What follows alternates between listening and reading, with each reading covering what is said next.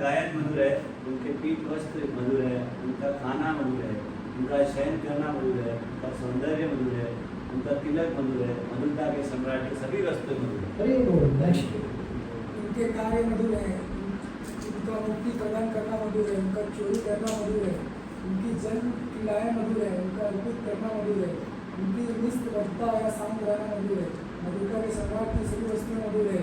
अरे वो नेक्स्ट बोलिए भाई। गुंजा बेरी का हार मधुर है, उनकी पुष्पमाला मधुर है, उनकी यमुना नदी मधुर है, उनकी नगरें मधुर है, उनका जल मधुर है, उनके कमल मधुर है, मधुरता के सम्राट की नेक्स्ट गोपियाँ मधुर हैं, उनकी लीलाएं मधुर हैं, उनका संयोग मधुर है, वियोग मधुर है, निरक्षर मधुर है तथा शिष्टाचार भी मधुर है। श्री मधुराधिपति का सब कुछ मधुर है। नेक्स्ट उनके गोप मधुर है, उनकी गाय मधुर है, उनके कर्मचारी गण मधुर है, उनके सृष्टि मधुर, कर्मचारी गण मतलब हम, उनकी सृष्टि मधुर है, उनका कुचलना या रोदना मधुर है, उनका लाभदायक या सफल होना मधुर है, मधुरता के सम्राट की सभी वस्तुएं मधुर है। ये कृष्ण किसकी बात कर रहे हैं? Very good, okay. अभी प्रोजेक्ट बनने की जरूरत नहीं, ऊपर से स्विच कर दिया।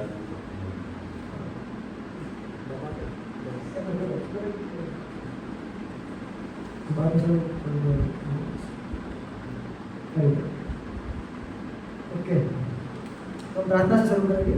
प्रार्थना सबको आता है प्रार्थना? तो मेरे सुन सकते नहीं आता हो। ओम अज्ञानतिमिरान्धस्य ज्ञानाञ्जनशलाकया चक्षुरुन्मिलितं येन तस्मै श्रीगुरुवे नमः। श्रीचैतन्यमनोभीष्टं स्थापितं येन भूतले स्वयं रूपकदा मह्यं ददाति स्वदातिकं। वन्देऽहं श्रीगुरो श्रीयुतपदकमलं श्रीगुरुन् वैष्णवांश्च श्रीरूपं साग्रजातं सहगणरघुनाथान्वितं तं सजीवं साद्वैतं सावधूतं परिजनसहितं कृष्णचैतन्यदेवं श्रीराधा कृष्णपादान् सहगणललिता श्रीशाखान्वितंश्च। हे कृष्ण करुणा सिंधु दीनबन्धो जगत्पते गोपेश गोपिका कान्त राधा कान्त नमस्तुते।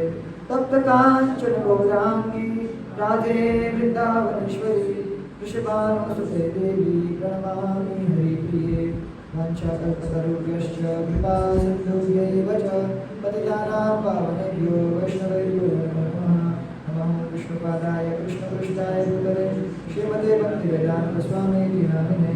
नमस्ते सारस्वते देवे गौरवाणी प्रचारिणे निर्विशेषशून्यवादी पाश्चात्यदेशतारिणे। मुखं करोति वाचालं बन्धुं लभ्यते गिरिं तत्कृपातमहं वन्दे श्रीगुरुदीनतारणं परमानन्दमाधवं श्रीचैतन्यमीश्वरं। नमो महावदान्याय कृष्णप्रेमप्रदायते कृष्णाय कृष्णचैतन्यनामिने गौरकृष्णे नमः।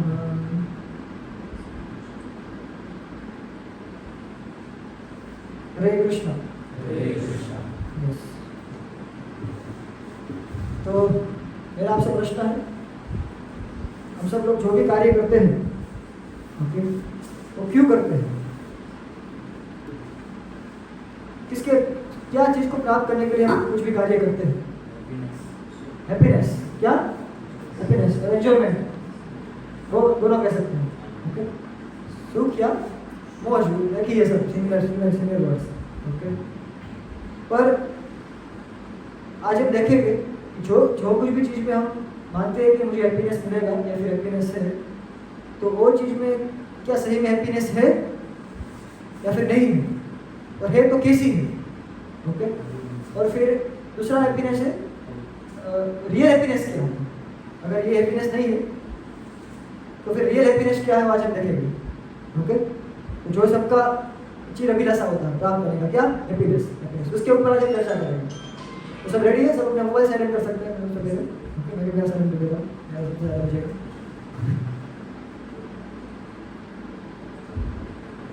तो 1 घंटा 1-1.25 घंटा है अभी, सबको ध्यान से सुनना है। ठीक है, बाद में फिर हम जाएंगे कहाँ पे? सांदीपनि मुनि जी के आश्रम। ओके, तो ऐसी यात्राओं का मेन पर्पस होता है, घूमना तो होता ही है, तो मेन पर्पस होता है कि हम श्रवण करें सामने के सामने, ओके। क्योंकि हम जब अहमदाबाद में होते हैं तो हमारा कुछ ना कुछ काम रहता है, कॉलेज रहता है, जॉब रहता है, तो फिर हम इतना पीसफुली श्रवण नहीं कर पाते। अगर हम लेक्चर में आते भी फिर भी हमें दिमाग में घूमता रहता है कि उधर जाना है उधर जाना है, इतना फोकस नहीं कर पाते। तो इधर हम आए हैं तो हम पूरा अपना 100% दे दें।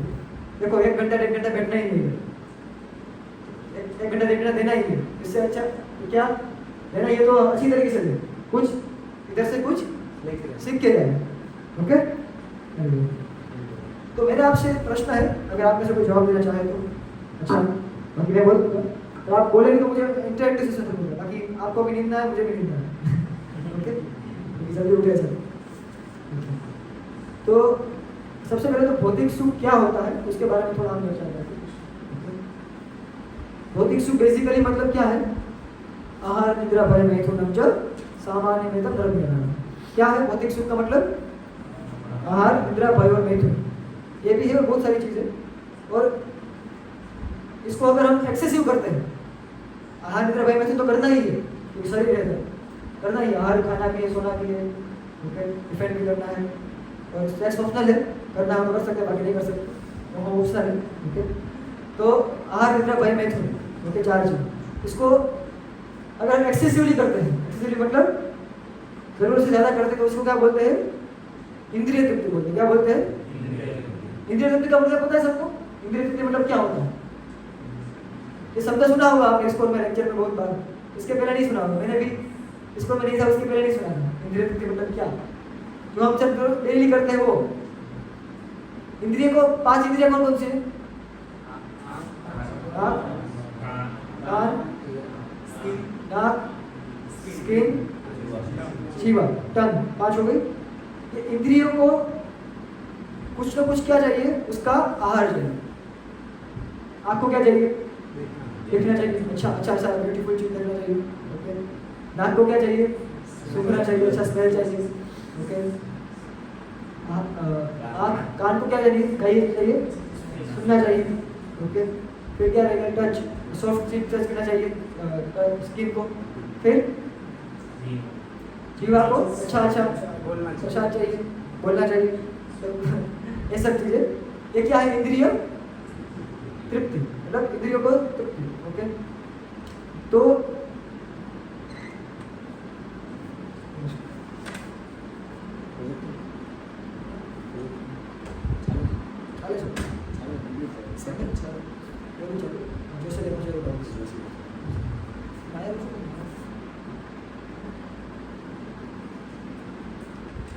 ओके, तो हम क्या चर्चा कर रहे थे? इंद्रिय तृप्ति के बारे में, ओके। तो हम इस इंद्रियों के माध्यम से हम क्या करते हैं? सुख लेने का क्या करते हैं? प्रयास करते हैं। और वो सुख कैसा होता है? जो ये इंद्रिय जनित जो सुख है, वो सुख का स्वभाव कैसा होता है? समझ रहे? भौतिक एंजॉयमेंट के बारे में चर्चा करें तो ये इंद्रियों से जनित जो सुख है, ये इंद्रियों के माध्यम से अच्छा देखना, अच्छा खाना, अच्छा सुनने के माध्यम से जो हम सुख लेने का प्रयास करते हैं, उसका स्वभाव क्या होता है वो आज हम चर्चा करेंगे, ओके। तो सबसे पहले तो इसका स्वभाव क्या होता है भौतिक सुख का? ये क्या होता है? क्षणिक होता है। क्या होता है? थोड़े समय के लिए मजा आएगा, फिर बाद में वो मजा चला जाएगा, ओके। और जब हम मजा ले रहे होंगे फिर भी बहुत ज़्यादा एंजाइटी लेना पड़ेगा मजा के साथ। जैसे कि मध होता है, मध पता है? मध, ओके, हनी। उसको हमें खाना है तो उसमें मजा आएगा, हनी खाने में मजा आएगा। और उसको अगर लेना है तो क्या करना पड़ेगा? मधपुड़े में जो हनी कॉम होता है उसमें जाना पड़ेगा और उधर से लेना पड़ेगा। तो वो जब जाएंगे तो क्या मिलेगा हमको? कष्ट मिलेगा। तो एंजॉयमेंट हमें लेना है तो एंजॉयमेंट मिलेगा भी, उसके साथ बाई प्रोडक्ट क्या होगा? उसका सफरिंग भी उसके साथ साथ आएगा, ओके। और जो भी हम इंद्रिय तृप्ति करते हैं, मतलब जो भी पाप करते हैं, मतलब पाप जो भगवान को सेंटर में रख के जो भी कार्य नहीं करते, या फिर भगवान, पाप का मतलब क्या है? Simple definition, disobedience to lord. क्या पाप का सिंपल मतलब क्या है? भगवान की अवज्ञा करना, ओके। तो भगवान ने जो बोला है उसके विरुद्ध जो भी कार्य करते हैं हम अपने मनमाने ढंग से अपने इंद्रियों को पूर्ति करने के लिए, तो उसको क्या बोलते हैं? पाप बोलते हैं, ओके। तो ये सब इंद्रिय तृप्ति से क्या होता है? पाप से क्या होता है? उसका बैड रिएक्शन आता है, खराब रिएक्शन में भुगतना पड़ता है। हमने वो लेक्चर सुना था, कौन आए थे लास्ट शनिवार के लेक्चर में? कौन थे? कर्मा वाला, कर्म वाला। तो उसका क्या मिलता है हमको? बैड रिएक्शन मिलता है। जो कुछ भी अभी हम दुख हमारे जीवन में आता है, ध्यान से सुन सकते हैं, तो उसका एक ही कारण है कि हमने हमारी पिछली इंद्रिय तृप्ति, हमने पिछले जो इंद्रिय तृप्ति करके जो हमने पाप किया है, उसके कारण हम अभी जो कुछ भी बैड रिएक्शन है भुगतते हैं। ओके, इसलिए ये चीज बंद नहीं करना है, इसको क्या करना है? रेगुलेट करना है। क्या करना है? रेगुलेट। भगवद गीता में भगवान बोलते हैं 6ठे अध्याय की 17वें नंबर का श्लोक है, युक्तहार विहारस्य युक्त चेतस कर्मभिः युक्त स्वभाव बोधस्य योगो बोधि दुःखः। क्या मतलब इसको क्या करना है? ईटिंग, स्लीपिंग, मीटिंग और डिफेंडिंग जो हमारे आहार भाई में, तो उसको क्या करना है? रेगुलेट करना है। जितना जरूरत है उतना करना है, एक्सेसिव नहीं करना है। ओके, और ये भौतिक सुख कैसा होता है? कैसा होता है? एडिक्टिव होता है। कैसा होता है?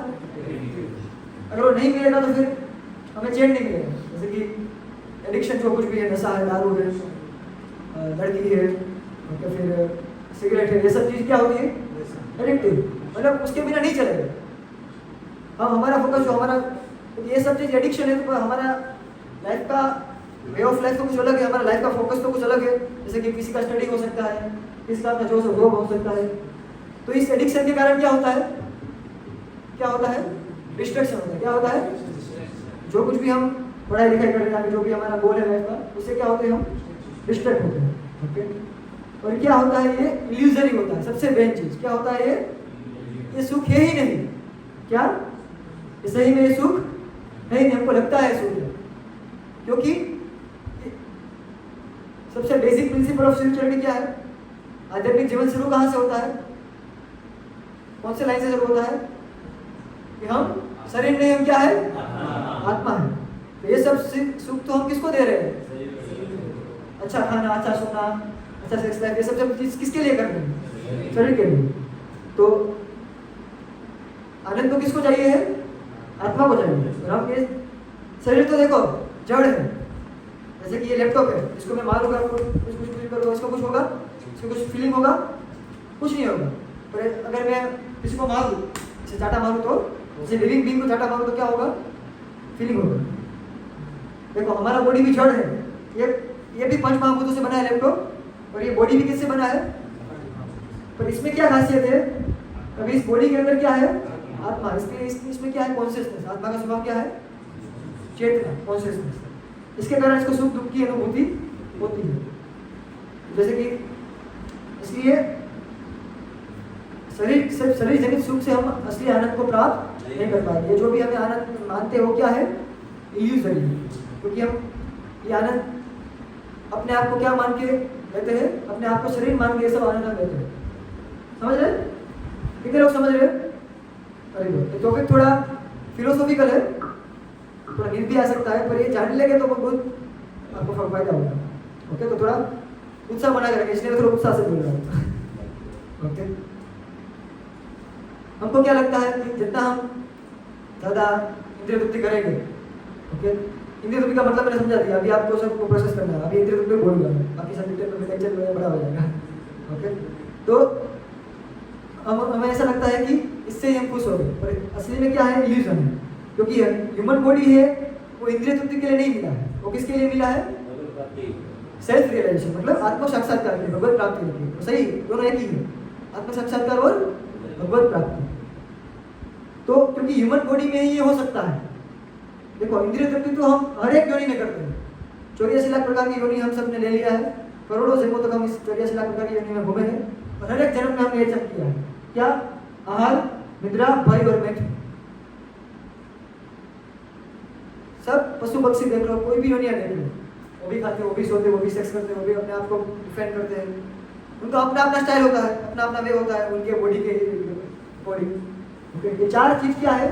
महाभारत में बताते हैं। आहार, निद्रा, भय, मैथुनम च सामान्यमेतं नरवे नराणां धर्मोऽधिकाम् अधिकां विशेषो धर्मे नहीनां पशुभिः समानः। क्या? ये आहार, निद्रा, भय, मैथुन पशुओं में और हमारे में क्या है? सिमिलर है। डिफरेंस क्या है? धर्म। ह्यूमन बॉडी किसके लिए डिजाइन किया है? आत्म साक्षात्कार के लिए।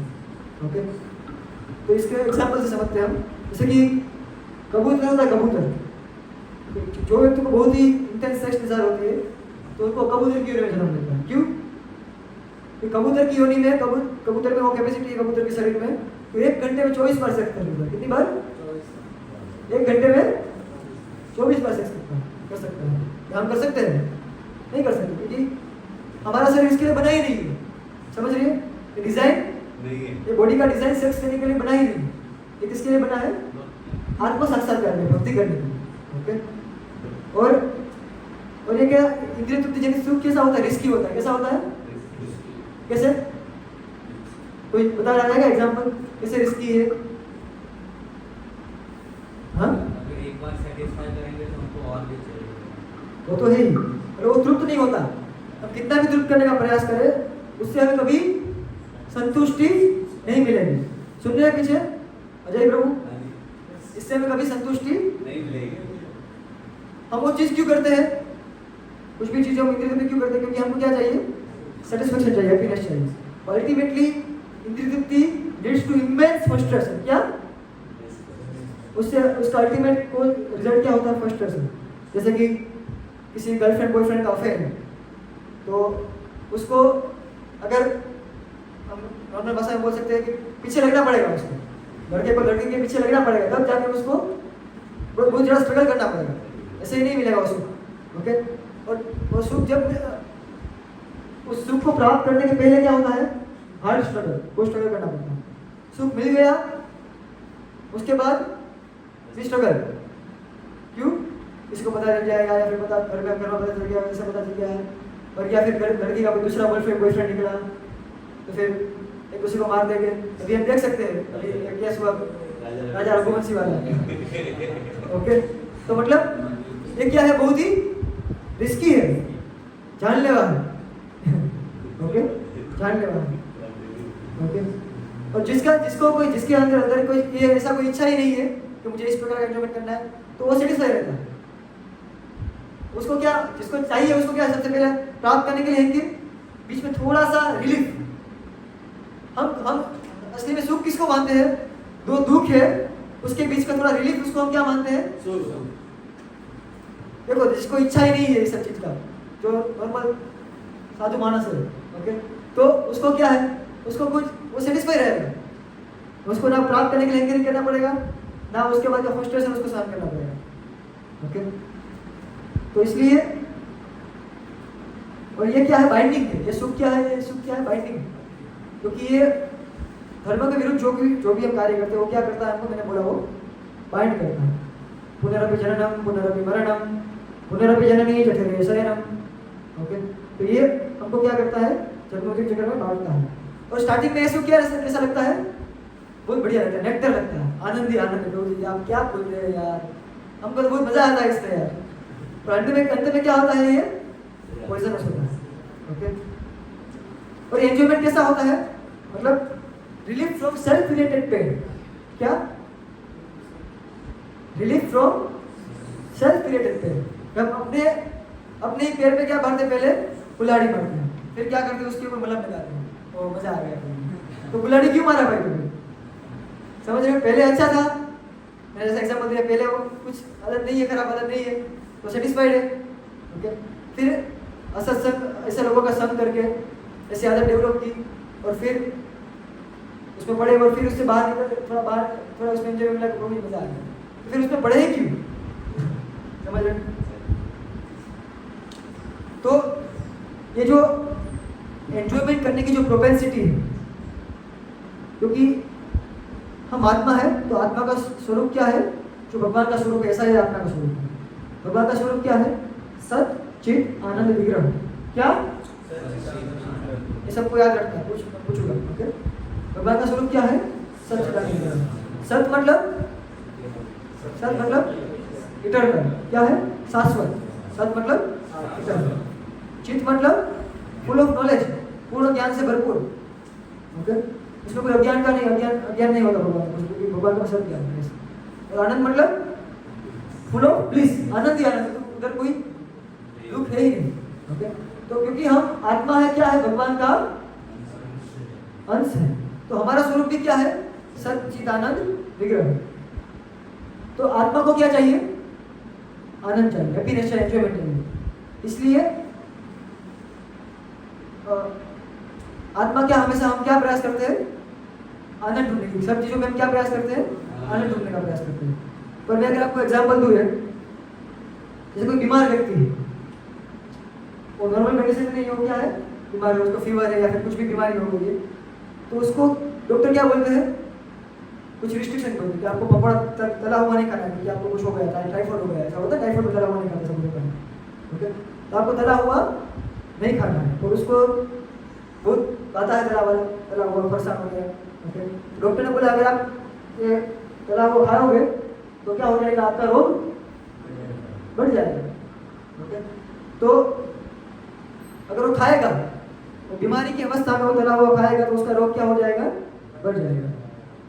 और अगर उसने थोड़े समय के लिए क्या कर लिया, कंट्रोल कर लिया, तो फिर उसका वो फिर कितना भी खा सकता है बाद में, अगर वो रिकवर हो गया है। वैसे ही अभी हमारा कंडीशन क्या है, we are in disease condition of life. क्यों अनुप्रभु, अभी हम क्या है, अभी हम बीमारी की अवस्था में हैं। तो बीमारी क्या है, अंश प्रभु आप थोड़ा सा आगे आइए, थोड़ा आगे आइए,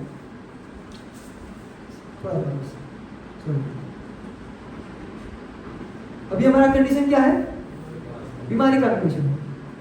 क्यों, क्योंकि हमारा स्वरूप क्या है, ओरिजिनल स्वरूप क्या है हमारा, सच्चिदानंद विग्रह। तो अभी क्या हम सच्चिदानंद विग्रह के उसमें हम अपने आप को आइडेंटिफाई करते हैं,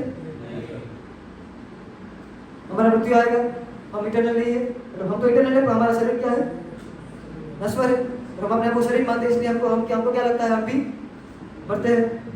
इसलिए एक्चुअली में हम नहीं मरते, क्या मरता क्या है, शरीर मरता है, शरीर भी नहीं मरता, क्योंकि शरीर तो ऑलरेडी मरा हुआ है, समझ रहे हैं। बेटर क्या है, ऑलरेडी डेड है, ये जल क्यों रहा है, इंजन लगा हुआ, आत्मा लगा हुआ इसमें, ओके।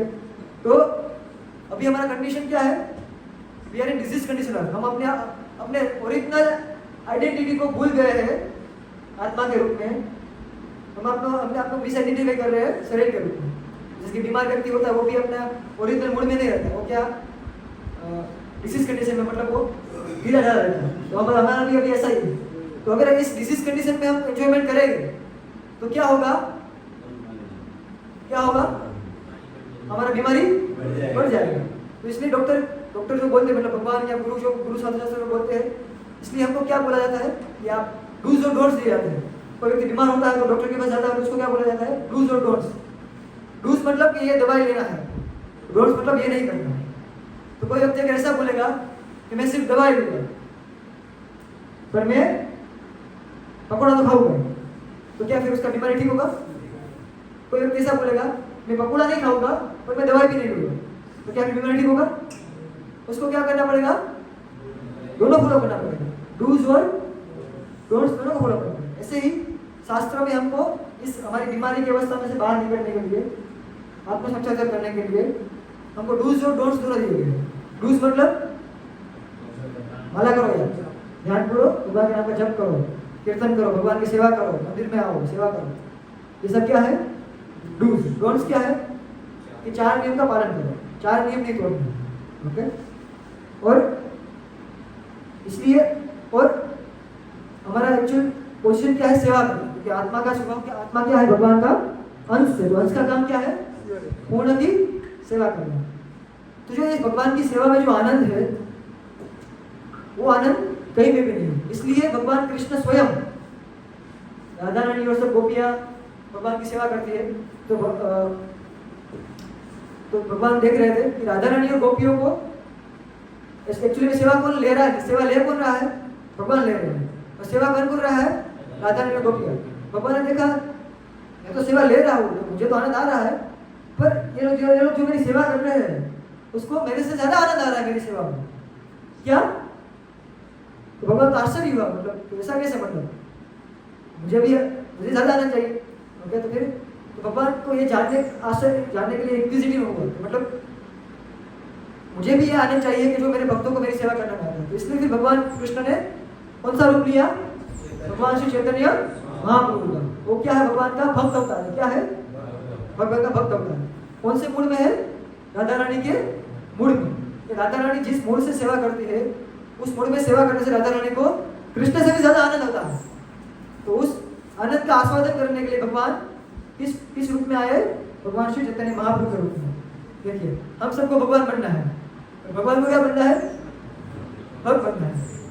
हम सबको भोग करना है। भगवान को क्या करना है? सेवा करना है। ओके। और ये जो भौतिक आनंद होता है वो क्या होता है? समय के साथ डिस्ट्रॉय हो जाता है। Time destroys the freshness of enjoyment. क्या?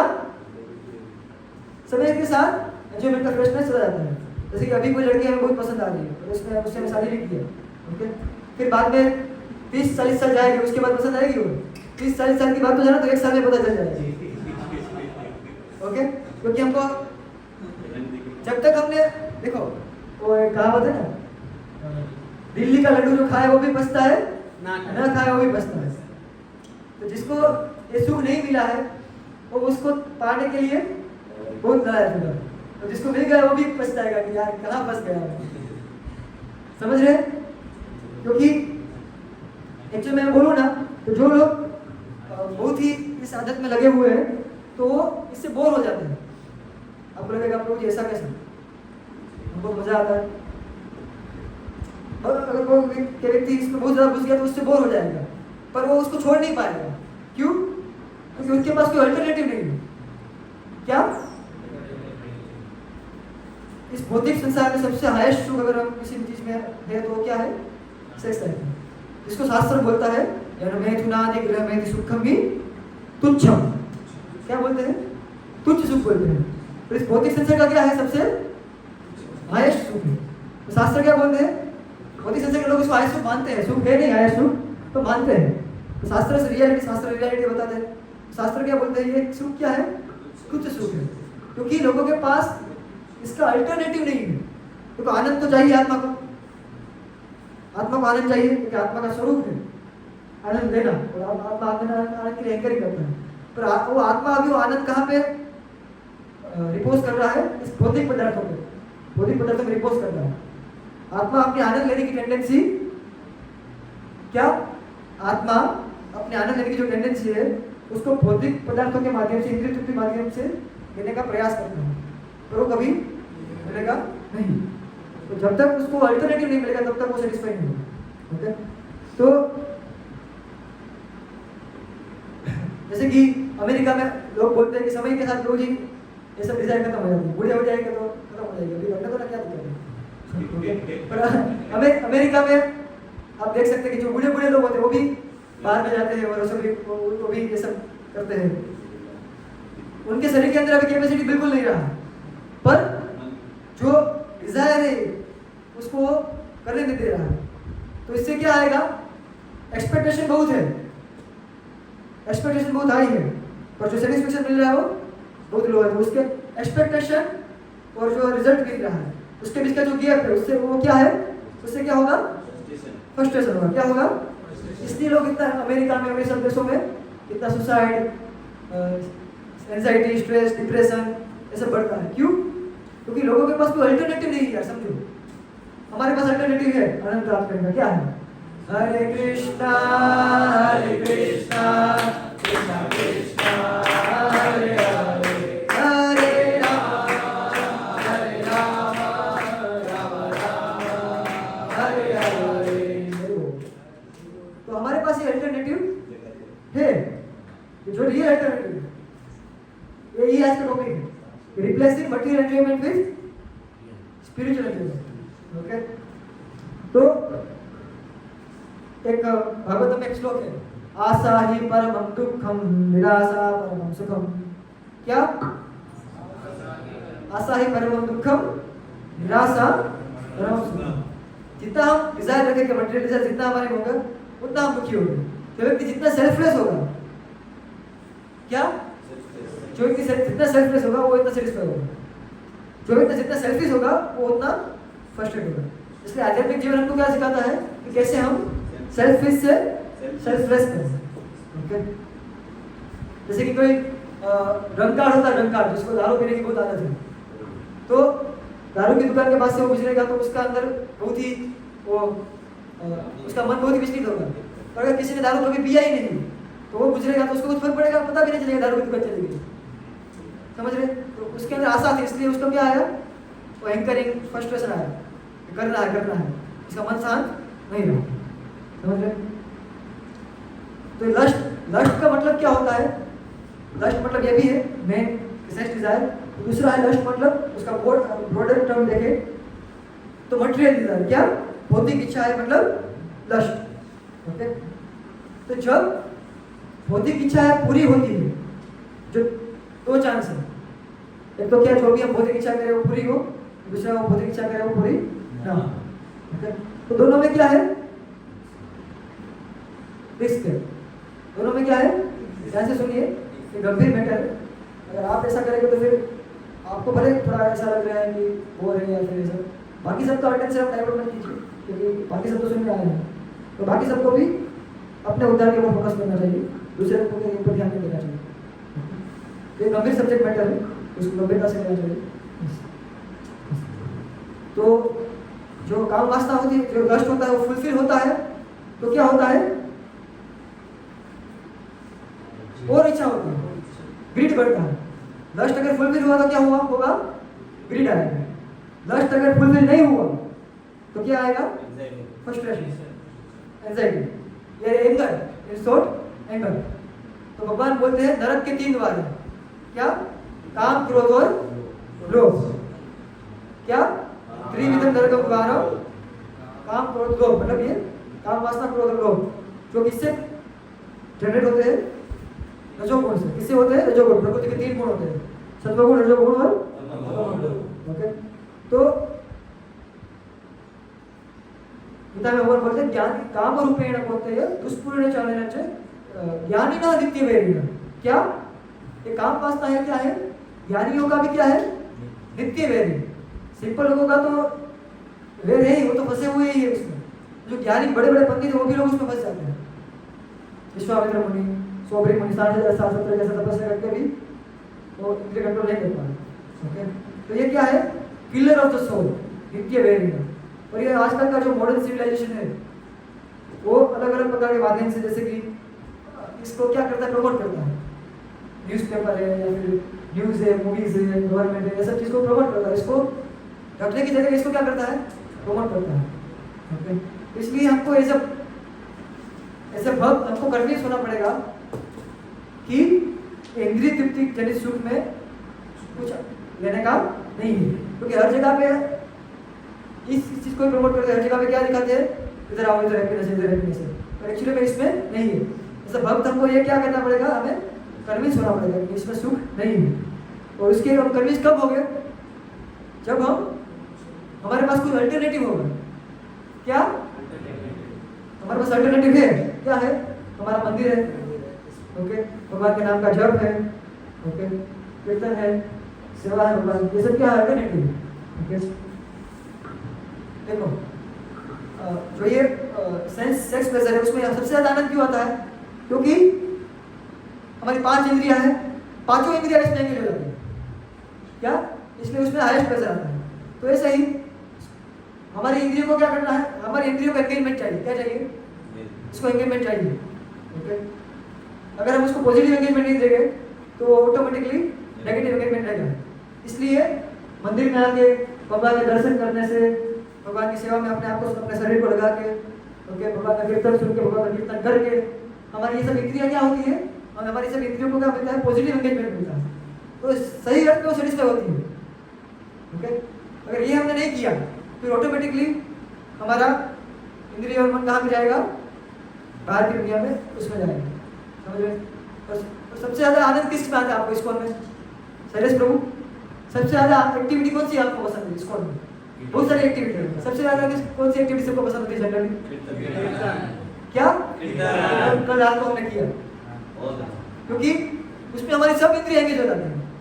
देखो मन भी एंगेज हो जाता है, नाचते हैं तब दूसरा कुछ ख्याल नहीं आता, कोई नेगेटिविटी थॉट नहीं आता। ओके, फिर कान भी हमारा भगवान का कीर्तन सुनता है, आँख भी भगवान को और भक्तों को देखती है। ओके, जीवा से भगवान के नाम का उच्चारण करते हैं। और पूरा बॉडी, सब इंद्रिया, सब पूरा बॉडी स्ट्रेंथ कहाँ पे लगा है? सब नाचने से लगा है। इसलिए जो व्यक्ति संकीर्तन करता है, क्या जो व्यक्ति संकीर्तन करता है वो कभी इंद्रिय तृप्ति नहीं लगेगा, उसका इंद्रिय ऑटोमेटिक उसके कंट्रोल में आ जाएगा। इसलिए कलयुग का युग धर्म क्या है? हरिनाम संकीर्तन यज्ञ। हरिनाम संकीर्तन यज्ञ में जुड़ने से ऑटोमेटिक सब इंद्रिया क्या हो जाएगी? पॉजिटिव एंगेजमेंट मिल जाएगा और हायर टेस्ट मिल जाएगा। हम लोअर टेस्ट, जो भौतिक आनंद में जो लोअर टेस्ट है उसको कब छोड़ पाएंगे? जब हमको कुछ हायर टेस्ट मिलेगा, अल्टरनेटिव मिलेगा, जो मैंने बताया। ओके, तो जैसे कि आपके पास मारुति गाड़ी है, आपको कोई मर्सिडीज गाड़ी देगा तो आप मारुति गाड़ी ऑटोमेटिक छोड़ देंगे। तो वैसे ऐसा ही है, अगर आप आध्यात्मिक प्रैक्टिस सही ढंग से, सही मूड के साथ, जैसा आपका गाइड, आपके गाइड बताते हैं, उस हिसाब से करेंगे तो आपको स्पिरिचुअल प्लेजर की क्या होगी? अनुभूति होगी। तो फिर ये सो कॉल्ड जो मटेरियल प्लेजर है कहने का मतलब, इसके ऊपर हमारा ध्यान कम रहेगा। ओके, तो कई बार लोग सोचते हैं यार कि ये तो नेचुरल है प्रभु जी, मतलब ये सब तो नेचुरल है, मतलब तो नेचुरल है सब तो इसको कंट्रोल करना बहुत डिफिकल्ट है। एक बार क्या हुआ, विदेश में तो बहुत सारे लोग इसके पीछे बड़े बड़े, इस टॉपिक को जॉइन दिया तो लोग बहुत सारे प्रश्न पूछेंगे। ओके, तो प्रभुपाद जी ने उधर ही प्रचार किया ना, उन लोगों को शुद्ध बनाया प्रभुपाद जी ने। तो सोचिए प्रभुपाद जी की क्या महानता है, क्या प्योरिटी होगा उनका। ओके, एक महाराज ने दूसरे महाराज को एक व्यक्ति ने प्रश्न पूछा कि ये तो भगवान ने दिया है, सब कुछ चीजें भगवान से प्रदत्त है, भगवान ने दिया, ये भी काम वासना भी भगवान ने दिया है, तो इसका अगर हम उपयोग नहीं करें तो भगवान के प्रति हमारा अपराध हो जाएगा। क्या? भगवान के प्रति हमारा अपराध हो जाएगा। तो महाराज ने उसको पूछा कि आप जिस को फॉलो करते हैं? क्राइस्ट, जिस क्राइस्ट को फॉलो करते हैं? मैं बोला हाँ तो करेंगे, हम क्रिश्चियन हैं, हम न्यूयॉर्क में रहते हैं। ओके, तो उन्होंने पूछा तो क्या जीसस क्राइस्ट भगवान के अपराधी थे? क्या पूछा? जीसस क्राइस्ट भगवान के अपराधी थे? भगवान क्या उससे अप्रसन्न थे? उन्होंने बोला नहीं, उन्होंने तो भगवान के लिए बहुत महान कार्य किया और भगवान के बहुत प्रिय व्यक्ति थे जीसस क्राइस्ट। ओके, तो फिर उन्होंने बोला तो जीसस क्राइस्ट क्या थे? ब्रह्मचारी थे, उन्होंने शादी नहीं किया, वो सेलिब्रेट थे। समझ रहे? तो भगवान ने गिफ्ट दिया है, भगवान ने बोला भी है इस गिफ्ट का कैसे उपयोग करना है। भगवान गीता में बोलते हैं धर्मो विरुद्ध काम मोक्ष। क्या? जो धर्म के दायरे में आता है वो नेक्स्ट डिजायर में हूं। क्या? जो धर्म के दायरे में आता है वो नेक्स्ट डिजायर में हूं। जो इसके बाहर है, जो अनकंट्रोल्ड है, वो पाप है। वो क्या है? पाप है। इसलिए रेगुलेटेड वर्ड है। यस, तो एक शास्त्र में कथा आती है सोबरी मुनि की। किसकी? सोबरी मुनि। आप सोच सकते हैं सोबरी मुनि ने आज जैसे एकादशी है, आज क्या है? उपवास करना होता है। तो 4 प्रकार के उपवास होते हैं। सबसे पहला बेस्ट उपवास क्या है? निर्जला, कि पानी की नहीं पीना, कुछ नहीं पीना, एक दिन के लिए सिर्फ। ओके, सोबरी मुनि ने 50,000 साल तक, कितने साल तक? 50,000 साल तक निर्जला नहीं, निर्वायु। क्या? निर्वायु उपवास किया, निर्वायु तपस्या किया। कहाँ पे? पानी के अंदर। पानी के अंदर 50,000 साल तक क्या किया उन्होंने? तपस्या की।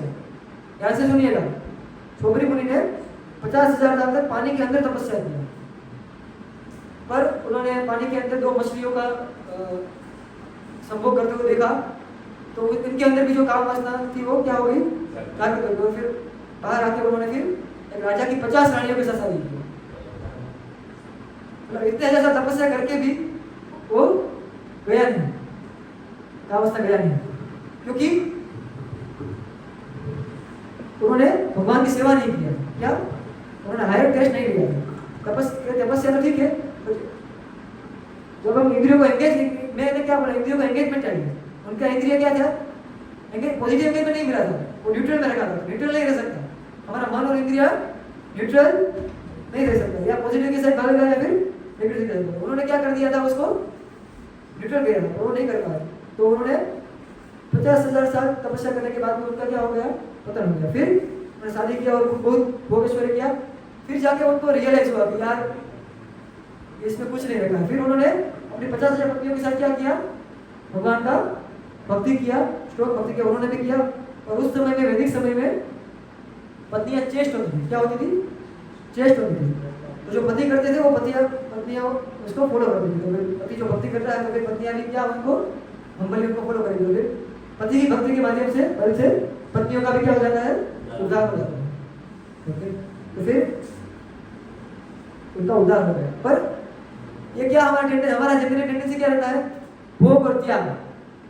कई बार कुछ मजा आया तो बहुत भोग कर लिया, तो इसमें समझना है कि नहीं करना, त्याग कर दिया उसको सही अर्थ में तो ठीक नहीं है। तो अगर हमें इससे बचना है क्या, तो क्या करना पड़ेगा? इस माया से बचना है तो क्या करना पड़ेगा? जो मायापति है, कौन है मायापति? उसने क्या उसकी क्या लेनी पड़ेगी? शरण लेनी पड़ेगी। देवी ही एषा गुणमयी मम माया विरक्तया नाम एव हि प्रपद्यन्ते माया में करंतिते। भगवान के हम बोलते हैं कि तीन गुणों से जो मेरी माया बनी है, देवी एषा गुणमयी, तीन गुणों से मेरी जो माया बनी है, मतलब माया दुरत्तया, क्या इसको पार करना बहुत ही दुरत्तया मतलब कठिन है। पर नाम एव हि प्रपद्यन्ते माया में करंतिते, जो मेरी शरण में आता है उसको मैं इससे मुक्त कर देता हूँ। जैसे कि आपको किसी घर पे जाना है, उसके घर गेट के ऊपर एक कुत्ता है। ओके, तो आप घर के गेट के पास गए तो कुत्ता क्या करेगा? वो कहेगा आपको अंदर जाने नहीं देगा। ओके, पर अगर आपके मालिक के साथ पहचान है तो फिर आप मालिक को रिक्वेस्ट करेंगे कि मुझे अंदर आने दो। फिर मालिक बोलेगा साइड हो जा, मम्मी को भी जो भी है साइड हो जा, तो कुत्ता क्या हो जाएगा? साइड हो जाएगा और वो अंदर जा पाएगा। तो मालिक कौन है? भगवान है। ये कुत्ता कौन है? माया। कुत्ता कौन है? माया। और ये जो व्यक्ति जाने जाते हैं भगवान के पास, वो कौन है? हम हैं। समझ रहे एनालॉजी? हमको क्या करना पड़ेगा? भगवान की शरणागति के स्वीकार करने पड़ेगा। भगवान को अपने फेवर में करना पड़ेगा। भगवान का फेवर हमें जीतना पड़ेगा, हमारी साधना से, हमारी सेवा से, हमारे नाम जप से, हमारी गंभीरता से। हम कितना गंभीर है स्पिरिचुअल सब्जेक्ट मैटर को सुनने के लिए, स्पिरिचुअल जो हमारे गाइड हमको आदेश देते हैं वो करने के लिए हम कितना गंभीर है। उससे क्या होता है? हम भगवान का फेवर जीतते हैं। यस्य प्रसादात् भगवत प्रसादो यस्य प्रसादात् नगति कुतो। भगवान बोलते हैं कि मैं कब प्रसन्न होगा? जब तुम मेरे प्रतिनिधि को प्रसन्न करोगे।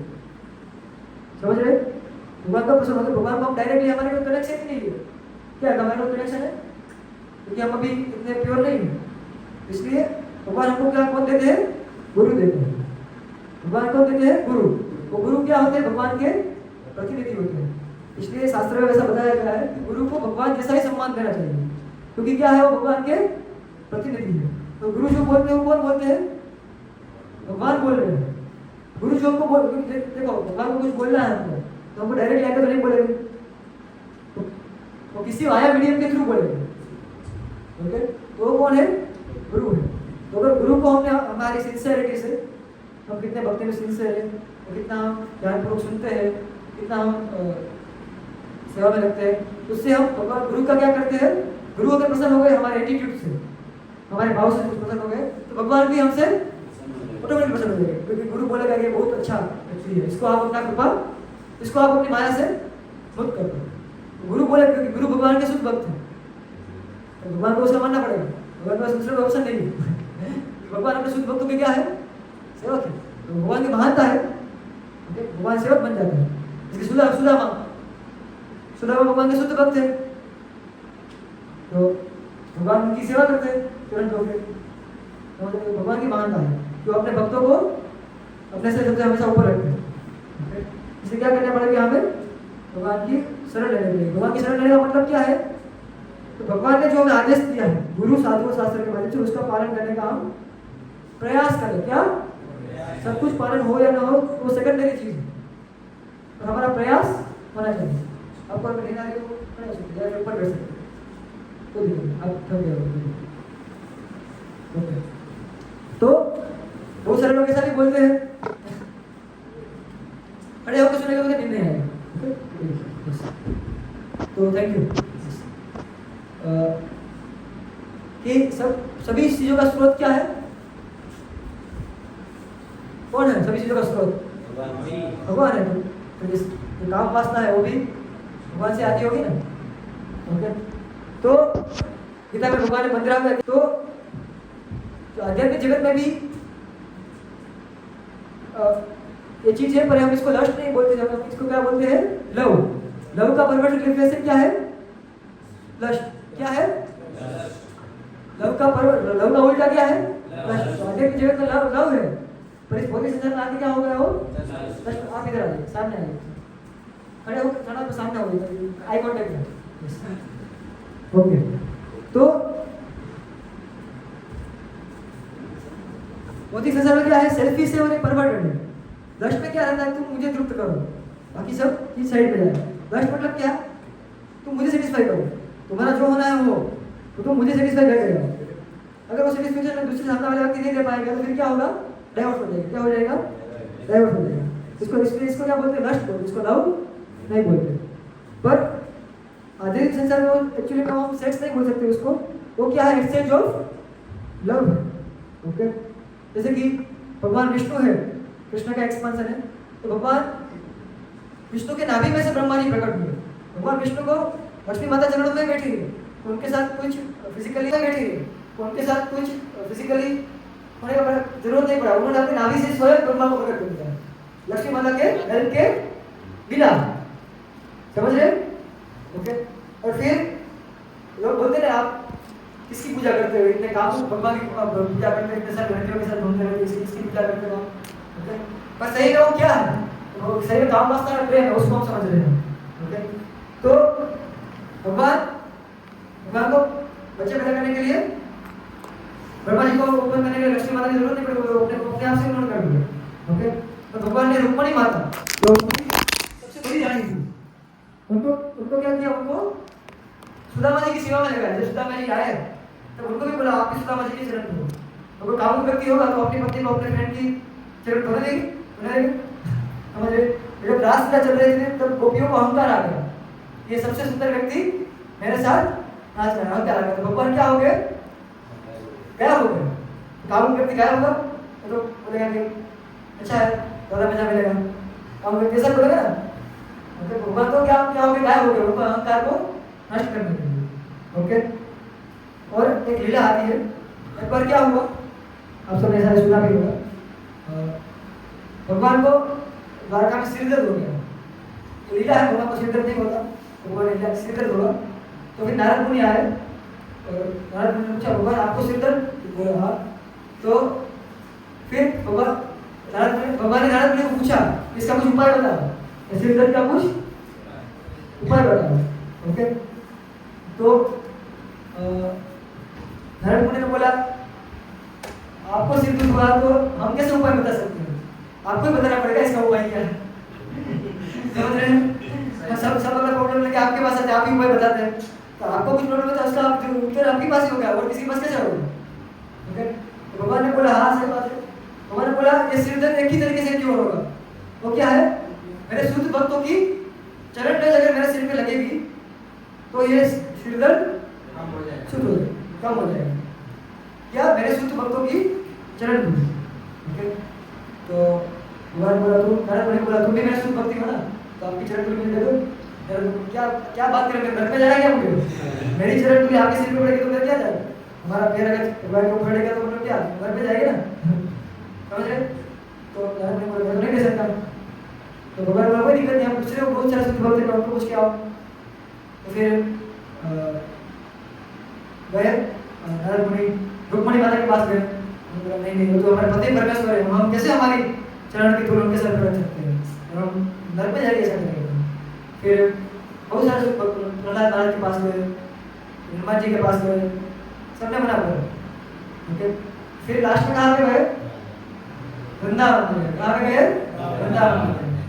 उधर जाके गोपियों के पास गए नारद मुनि, गोपियों को बताया कि भगवान कृष्ण को अभी संदर्भ दिया और उन्होंने बताया कि शुद्ध भक्तों की चरण धूल से इससे का संदर्भ ठीक है। ओके, और वो कोई देने के लिए तैयार नहीं है। तो आप देखें क्या? मैं बोला बस इतनी सी बात बोला, आप इतना आज कर रहे हैं। उन्होंने बोला सब गोपियों ने पूरा पुतला भर दिया, सब धूल इकट्ठा करके पूरा डेट पास कर दिया, ये लोग ले जाओ और इतना चाहिए उनको दे दो, उनको रिलीफ मिलना चाहिए बस, और कुछ हमें और कुछ नहीं चाहिए। उदाहरण मैंने पूछा, बोला तुम क्या मूर्ख हो, गाँव की दवा नहीं है, तुम क्या ऐसा नहीं बोला, मतलब तुम क्या मतलब कोई बोले तो मतलब क्या मतलब तुम धन के से डर नहीं लगता।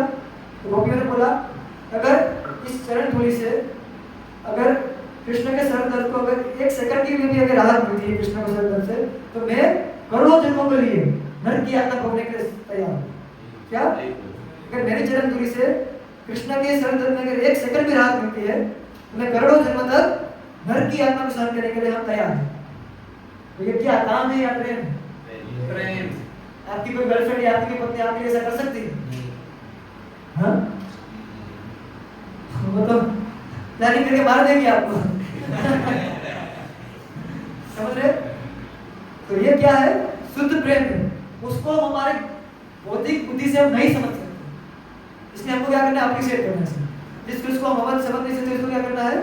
अप्रिशिएट करना है। ये सब पीएचडी सब्जेक्ट मैटर है। अभी तक हमारा केजीबी कंप्लीट नहीं हुआ भक्ति का। जैसे भगवान की रास लीला, भगवान की जो भुजय लीला, गोपियों के साथ, ये क्या है सर? पीएचडी। पीएचडी में जाने से पहले हमें केजी हायर सेकेंडरी कॉलेज वगैरह करना पड़ेगा ना, बैचलर मास्टर, फिर पीएचडी में जा पाएंगे। तो ये सब अगर सही तरीके से भगवान की ग्लोरीज को, भगवान की महानता को समझेंगे और प्रेम क्या है उसको समझेंगे, तब जाके हम उस लीला को अपनी समझ पाएंगे। बाकी हमको क्या लगेगा? ये तो सिंपल जो लड़की लड़के काफी है इधर, वही उधर होता है, तो वो ये वो नहीं है, वो दिव्य है। समझो आप, समझ रहे? यस। तो जैसे कि कोई छोटा बच्चा होता है, उसको वो मम्मी से जिद करेगा मुझे भी कुकिंग करना है। छोटी लड़की बच्चा होता क्या करता है? मुझे भी कुकिंग करना है। तो क्या तो माता मम्मी क्या करती है? उसको ओरिजिनल किचन नहीं जाने देती, जल जाएगा, नुकसान आ जाएगा उसका। उसको क्या करती है? उसको एक टॉय दे देती है, टॉय से दे देती है, उसमें बना हो। क्या ऐसे ही संसार की जो लड़कियां, जो भी ऑब्जेक्ट है, सेंस ऑब्जेक्ट है, जो एंजॉयमेंट का सब पदार्थ है, वो क्या है? खिलौना है। क्या है? खिलौना है। तो हम कितने भी खिलौना चेंज करें, हमको उसमें से जो एंजॉयमेंट है, खाना है, वो नहीं मिलेगा, क्योंकि वो क्या है? वो खिलौना पे खाना बनेगा, खिलौने से खाना बनेगा, मैं एंजॉय कर सकता नहीं कर सकता। समझ रहे? क्योंकि वो खिलौना है। तो अगर सही अर्थ में हमें को चाहिए तो हमको किससे खाना चाहिए, तो फिर बच्चा क्या करना चाहिए? तो ट्राई करेगा, अलग अलग खिलौने से ट्राई करेगा खाने का, वो बनेगा नहीं, फिर अल्टीमेटली क्वेश्चन होगा कहाँ जाएगा वो? हमें क्या बताइए? खाना को नहीं बन जाएगा। ओके, तो ऐसा हमारा भी ऐसा ही है कि हम कितना भी अलग अलग चेंज कर ले खिलौने, तो हमको आनंद नहीं मिलेगा। हमको कहाँ पे जाएगा? यहाँ पर अल्टीमेटली जिसने वो खिलौना दिया है भगवान के पास जाना पड़ेगा, तभी जाके हम वो सही आनंद को हम ले पाएंगे। भगवान हमको तैयार आनंद दे रहे हैं, क्या इतना भाई चपा समझ रहे? तो ये जो भौतिक संसार है वो क्या है? मॉडर्न कल्चर जो कल्चर है वो क्या है? सिलाई का किचन सेट, और हम अलग अलग प्रकार से उसको एंजॉय करने का प्रयास करते हैं, पर उसमें हम उस एंजॉयमेंट के बारे हमको क्या मिलता है? उसके बदले में हमको पुनः विजाना बर्थ और डेथ मिलता है। ठीक है, तो इसलिए शास्त्र बताते हैं, एक भजन में भक्तिविनोद ठाकुर बहुत महान आचार्य बताते हैं कि विषय जे प्रीति है आशय अमार से मत प्रीति होगा चरण तुम्हार। कभी जो विषयों के पीछे, जो इंद्रियों के पीछे जो मेरी इंटेंसिटी है इसको प्राप्त करने के पीछे, वही इंटेंसिटी मुझको कहाँ पे चाहिए? आपके सही मत प्रीति होवे चरण तुम्हार, आपके चरणों पर होती है। वो कब आया? अभी हम सॉल्यूशन पार्ट पे आ रहे हैं। पॉजिटिव एंगेजमेंट चाहिए हमको, रिप्लेसमेंट चाहिए, तो कैसे आएगा? स्पिरिचुअल एंगेजमेंट हम कैसे डिराइव कर सकते हैं? रूप गोस्वामी बहुत ही महान आचार्य होते हैं, बहुत ही बढ़िया होता है, ध्यान से सुनिए। जैसे कि किसी पत्नी का अपने पति के अलावा किसी और के साथ अफेयर है, ओके, तो वो क्या करेगी? हमारा भी जनरल प्रश्न रहता है ना, प्रभु जी आप सब तो साधु है भाई, आप सब तो कर लेते हैं भगवान विष्णु वगैरह करवा सकते हैं दूसरों को, पर हम तो सब जॉब करते हैं, कैसे मतलब हमारी जो इंटेंसिटी को भगवान को दिला है, जॉब करते करते कैसे लाए? तो ये उपाय दे रहे हैं, ध्यान से सुनिए, ओके? जैसे कि कोई अनचेस्ट वाइफ होती है, अपने पति के अलावा सिर्फ किसी के साथ उसका संबंध है, तो वो क्या करेगी? अपनी जो घर की जो ड्यूटी है, उसको क्या करेगी? बहुत ही ध्यानपूर्वक करेगी। क्यों? उसके पति को पता नहीं चलेगा। तो थोड़ा बहुत डिस्टर्ब करो तो फिर पति को लगेगा ना ये क्या कर रही है, उसका ध्यान कहाँ है? तो फिर वो इंक्वायरी करेगा और कुछ करेगा, ठीक है? तो उसको पति को पता ना चले इसलिए क्या करती है वो? बहुत ही ड्यूटीफुली वो अपना ड्यूटी करती है। तो उसका वो ड्यूटी करते समय उसका मन कहाँ पे रहता है हमेशा? कब मैं उससे जाके मिलूंगी? उसका चिंतन क्या रहता है हमेशा? कब मैं अपने प्रेमी के साथ प्रेमी को जाके मिलूंगी और अपना ड्यूटी भी ठीक से करेंगे ताकि उसके प्रेम में कोई बाधा ना आए। समझ रहे? वैसा भी हमारा भी ऐसा ही। हमारा प्रेमी कौन है? हम वाइफ है, हमारा प्रेमी कौन है? कृष्णा है। तो अभी हमारा ऑथोरिटी अलग है, हमारा पति अलग है, बॉस है या कोई भी जो कुछ भी हमारा ऑथोरिटी हो, ओके? तो पढ़ाई वगैरह ये सब जो वगैरह है तो सब तो हमें करना पड़ेगा। और वो सब हमें क्या करना पड़ेगा? ब्यूटीफुली और ईमानदारी से करना पड़ेगा। क्यों? क्योंकि अगर वो ठीक से नहीं करेंगे, अगर पढ़ाई ठीक से नहीं करेंगे, तो सिर्फ प्रेमी के ऊपर ध्यान देंगे, तो फिर घर वाले क्या बोलेंगे? छोड़ दो पढ़ाई, छोड़ दो, घर पे आ जाओ, नहीं करना है पढ़ाई, इसको छोड़ दो, कुछ नहीं करना, घर पे आ जाओ, ऐसा बोलते जनरली। इसको मिला रहा है तो बोल दो, क्योंकि पढ़ाई ठीक से नहीं हो रही है हमारी, तो फिर हमारा प्रेम में क्या हो जाएगा? डिस्टर्बेंस आ जाएगा। इसलिए हम लोग बोलते हैं कॉलेज में और क्या बोलना, पढ़ाई ध्यानपूर्वक करो। तो पढ़ाई करते करते स्मरण किसका करना है? पढ़ाई क्यों कर रहा हूँ? ताकि मेरा भक्ति डिस्टर्ब हो, इसलिए मैं पढ़ाई कर रहा हूँ। सुन रहे एलडी वाले? ओके?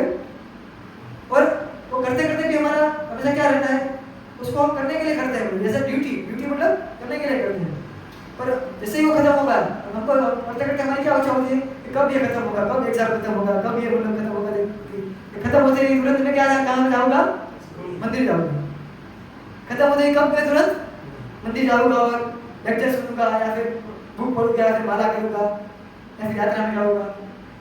हमेशा हमारा क्या होना चाहिए? एंकरिंग होना चाहिए। ड्यूटी तो हम कर ही रहे हैं, ड्यूटी करते करते हमारा एंकरिंग क्या रहता है, अंदर क्या रहता है कि जल्दी से इसको परफेक्टली खत्म करूँ ताकि इसको शक भी ना हो और कैसे मैं अपना ये करके मंदिर जा पाऊँ या फिर माला कर लूँ, बुक पढ़ लूँ। तो ऐसा भी हमारा होना चाहिए। और जॉब कर रहे हैं तो हमारा पढ़ाई करते तो हमारा क्या होना चाहिए? कब जल्दी से खत्म करूँ। हमारे मन में क्या चलना चाहिए? कब जल्दी से खत्म करूँ ताकि मैं मंदिर जा पाऊँ या फिर मेरा जो माला है उसको एक्स्ट्रा कर पाऊँ। 8 माला ही करता हूँ, तो ईश्वर माला करता हूँ, मैं तो 8 माला ही करता हूँ। तो आज चलो टाइम निकल मिला है, एकादशी है तो थोड़ा एक्स्ट्रा माला कर लेता हूँ। इससे क्या होता है? हमारा भगवान के प्रति आकर्षण बढ़ता है। भगवान के नाम इसलिए बोलते हैं तस्मात् सर्वेषु कालेषु मां मनुस्मर युद्ध च। क्या? युद्ध करो पर मां मनुस्मर युद्ध च, मेरा स्मरण करते रहो। ओके? मन मना भव मद्भक्तो मदयाजी मां नमस्करो मां मे वैश्य सत्यन्ते पतिजानी प्रियोसी में। अपने मन को प्रेम लगाओ। क्या? बाकी एक्सटर्नली आपका जो जॉब ड्यूटी है करो, कोई दिक्कत नहीं, पर आपका मन को कहाँ पे रखो? कृष्ण पे लगाओ। और दूसरे सब भी बोलते हैं यत् करोसि यदर्शनासि यत् कृष्णोसि ददाति यत् करोसि यत् तपस्सि कौन्तेय तत् कृष्ण मदर्पणम्। यत् करोसि, जो कुछ भी आप करते हो, यत् करोसि यत् ददासि, जो कुछ भी आप खाते हो, यत् दर्शनासि यत् करोसि यत् दर्शनासि, जो कुछ भी आप खाते हो, जो कुछ भी आप दान करते हो, जो कुछ भी आप तपस्या करते हो, ओके? तो सब कैसे करो? ऐसे ऑफरिंग टू मी, वो सब मेरे लिए करो, वो सब मुझको करो, मेरे लिए करो और सब मुझको करो। उससे क्या होगा? हमारा भगवान के प्रति प्रीति बढ़ेगा। ओके? तो इसलिए इससे क्या बोले? इससे हमें क्या मिलेगा? हायर टेस्ट मिलेगा। भगवान गीता में बोलते हैं 2.59 विषयानि वर्तन्ते निराहारस्य देहिनां रसोऽपि यस्य परं दृष्ट्वा निवर्तते।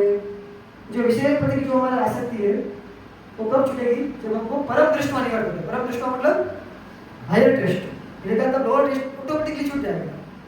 अगर आपको कोई मर्सिडीज देगा तो मारुति की आप पूरी भागोगे, वैसा ही है, जैसा ओके? तो ऐसा नहीं कि हमको एंजॉय नहीं करना है, हमको भी एंजॉय करना है क्योंकि हमारा स्वरूप क्या है, सच्चिदानंद विग्रह है, हमारा नेचुरल पोजीशन है आनंद करना। तो we should enjoy by cooperating with Krishna. क्या हमको एंजॉयमेंट करना है, तो हमारा एंजॉयमेंट क्या कैसा होना चाहिए, by cooperating with Krishna. Krishna को साथ में रहते हैं, कृष्ण को सेंटर में रखते हैं। तो कैसे, जैसे कि खाना अच्छा लगता है हमको, अच्छा खाना सबको अच्छा लगता है, ओके तो खाओ भाई, कोई दिक्कत नहीं। तो इसको पहले भगवान को बोल रहा, तो क्या हो गया, स्पिरिचुअल एंजॉयमेंट हो गया, तो एंजॉयमेंट ही हुआ। और अभी उसको आपको पाप नहीं लगेगा, उसको आपको रिएक्शन नहीं लगेगा, समझो आप, तो प्योरीफाई हो गया। ओके जितना कमाना कमाओ, कोई दिक्कत नहीं, उसमें कुछ पोर्शन सेव आएगा, इससे क्या हो गया, प्योरीफाई हो गया। ओके मतलब जैसे कि एग्जांपल कोई बिलियनर आप जनरेट करते हैं कि बिलियनर का बहुत बड़ा बड़ा बंगला होता है, बहुत बड़ा बड़ा घर होता है, रहने वाले घर में एक दो लोग ही होते हैं, और वो भी कभी कभी नहीं होते, ज़्यादातर तो बाहर यूएस में ही रहते हैं, पर उसके घर में कौन रहता है, उसका सेवक रहता है, समझ रहे हैं? सेवक जो मालिक को जो एंजॉयमेंट मिल रहा है, मालिक को जो फैसिलिटी मिल रहा है, वो बाय डिफॉल्ट सेवक को मिलेगा ही नहीं, समझ रहे हैं?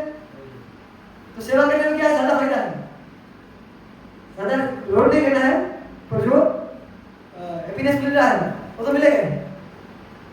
भगवान बनने में क्या बहुत टेंशन है, पूरी सृष्टि को टेंशन देना पड़ेगा। तो सेवक, भगवान का सेवक बनने में क्या है, आनंद, समझ रहे? इसलिए वी आर एंजॉयर, और हमको एंजॉय करना है, भगवान को सेंटर में रख के। हमसे ज्यादा एंजॉय कोई कर ही नहीं सकता, हम जितना कीर्तन गाते हैं गा सकता है, कृष्ण इस सेक्टर में, तो एंजॉयमेंट क्या, डिवाइन एंजॉयमेंट है, वो डिवाइन एंजॉयमेंट है, मंडल एंजॉयमेंट के पीछे नहीं भागना, समझ रहे? ये हमारा पॉइंट है। हमेशा नहीं बोले कि एंजॉयमेंट नहीं करना, एंजॉयमेंट करना है तो सही वाला करना है, सही वाला कब, सही वाला एंजॉयमेंट कब, सही वाला एंजॉयमेंट में कब हम आनंद ले पाएंगे, जब हम सोबल एंजॉयमेंट को त्यागेंगे, कब ले पाएंगे। अगर मैं छुरी और मेरा वैसा नहीं चलेगा, समझ रहे? दोनों नहीं चलेगा। ओके तो इंद्रिय तृप्ति क्या है, इस लाइक पॉइजन, क्या है, इस जहर के समान है, पर माया क्या करती है, उसको एंजॉयमेंट के एक सूक्ष्म लेयर से कवर कर देती है। इंद्रिय तृप्ति क्या है, नरक मतलब जहर के समान है, तो माया क्या करती है, उसको एंजॉयमेंट के थोड़े के पोर्शन से कवर कर देती है। जैसे कि इंद्रिय स्टार्टिंग में बहुत मजा आता है, बाद में खत्म।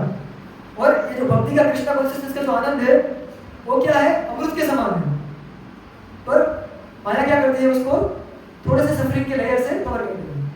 वो सफरिंग क्या है, वही समय 4 बजे उठा देते हैं भैया, क्या बोले सोने दो यार थोड़ा, ओके और इतना एक घंटा 2 घंटा लेक्चर सुना दो यार, मेरे लेक्चर सुनने आए, घूमने आया यार, है ना, किसके लिए पैसे देंगे आप, क्या कर रहे हो? तो मतलब जो कि भक्ति के जो रीति नियम है, वो स्टार्टिंग में क्या लगती है हमको, यार मुझे मजा नहीं आ रहा, सफरिंग हो रहा है, पर अगर एक बार आदत लग गई सवेरे जल्दी उठने की, माला करने की, सवेरे के सवेरे जल्दी माला करने की, तो फिर वो आपको इतना आनंद आएगा कि हम सोच भी नहीं सकते।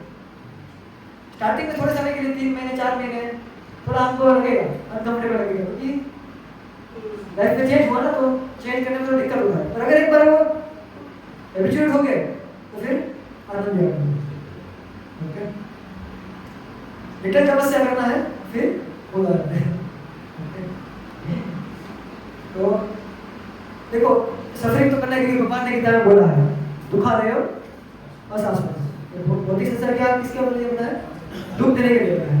तो सफरिंग और एंडोवर तो करना ही है, या इंद्रिय तृप्ति के लिए या फिर कृष्ण के लिए, तो हमारा चॉइस है। जैसे बाहर के लोग होते हैं, ओके वो कितना एंडोवर करते हैं, सोचिए आप सोच भी नहीं सकते, मतलब जॉब पे जाने के लिए 2-3 घंटा तो पब्लिक ट्रांसपोर्ट में धक्के भूखे खाते खाते पब्लिक ट्रांसपोर्ट में 2 घंटा ट्रैवलिंग करके जॉब पे पहुंचते हैं, फिर 8-10 घंटा उधर बॉस का गाली सुनते हैं, ओके फिर बाद में 2 घंटा फिर से घर पे आने में लेते हैं, घर पे आके पत्नी की गाली सुनते हैं, ओके और फिर वैसे ये सब किसके लिए करते हैं, ये सब कष्ट किसके लिए करते हैं, रात को उसको क्या मिलेगा, थोड़ा सेक्स मिल जाएगा। पूरे दिन हार्ड लेबर किसके लिए करते हैं, सिर्फ 1 सेकंड या 2 मिनट के कुछ सुख के लिए, उसमें भी अल्टीमेटली उसको फ्रस्ट्रेशन नहीं आएगा, समझ रहे? पर अगर आप इधर क्या है, इधर आपसे थोड़ा जल्दी उठना है, बस थोड़ा बाहर निकलना है, मतलब इधर थोड़ा कम स्ट्रगल है, आनंद बहुत ज्यादा है, उधर स्ट्रगल बहुत ज्यादा है, आनंद बहुत नहीं बात है, यही नहीं। समझ रहे? इंटरनेट लोग समझ जाएंगे। ओके, इसलिए और हमारा मॉडर्न विजन के हिसाब से ऐसा बोला जाता है कि हमारे दिमाग में बहुत सारे थॉट आते रहते हैं, एक सेकंड बहुत सारे थॉट आते हैं, तो मतलब हमारे जो थॉट आता है हमारे दिमाग में, हर तीसरा थॉट क्या होता है, सेक्स का होता है। तो हमारे दिमाग में इतना इस चीज में रुक, क्योंकि हमने 84 लाख यूनिट में यही किया है, 84 लाख यूनिट में घूम के हमने यही किया है, समझ रहे? इसलिए फिर अभी इसको कंट्रोल करने में या फिर टॉलरेट करने में दिक्कत आता है। और जो इसने कर लिया उसको फिर 84 लाख यूनिट नहीं जाना पड़ेगा, अगर नहीं कर पाया तो फिर छोकर जाना पड़ेगा फिर से। समझ रहे?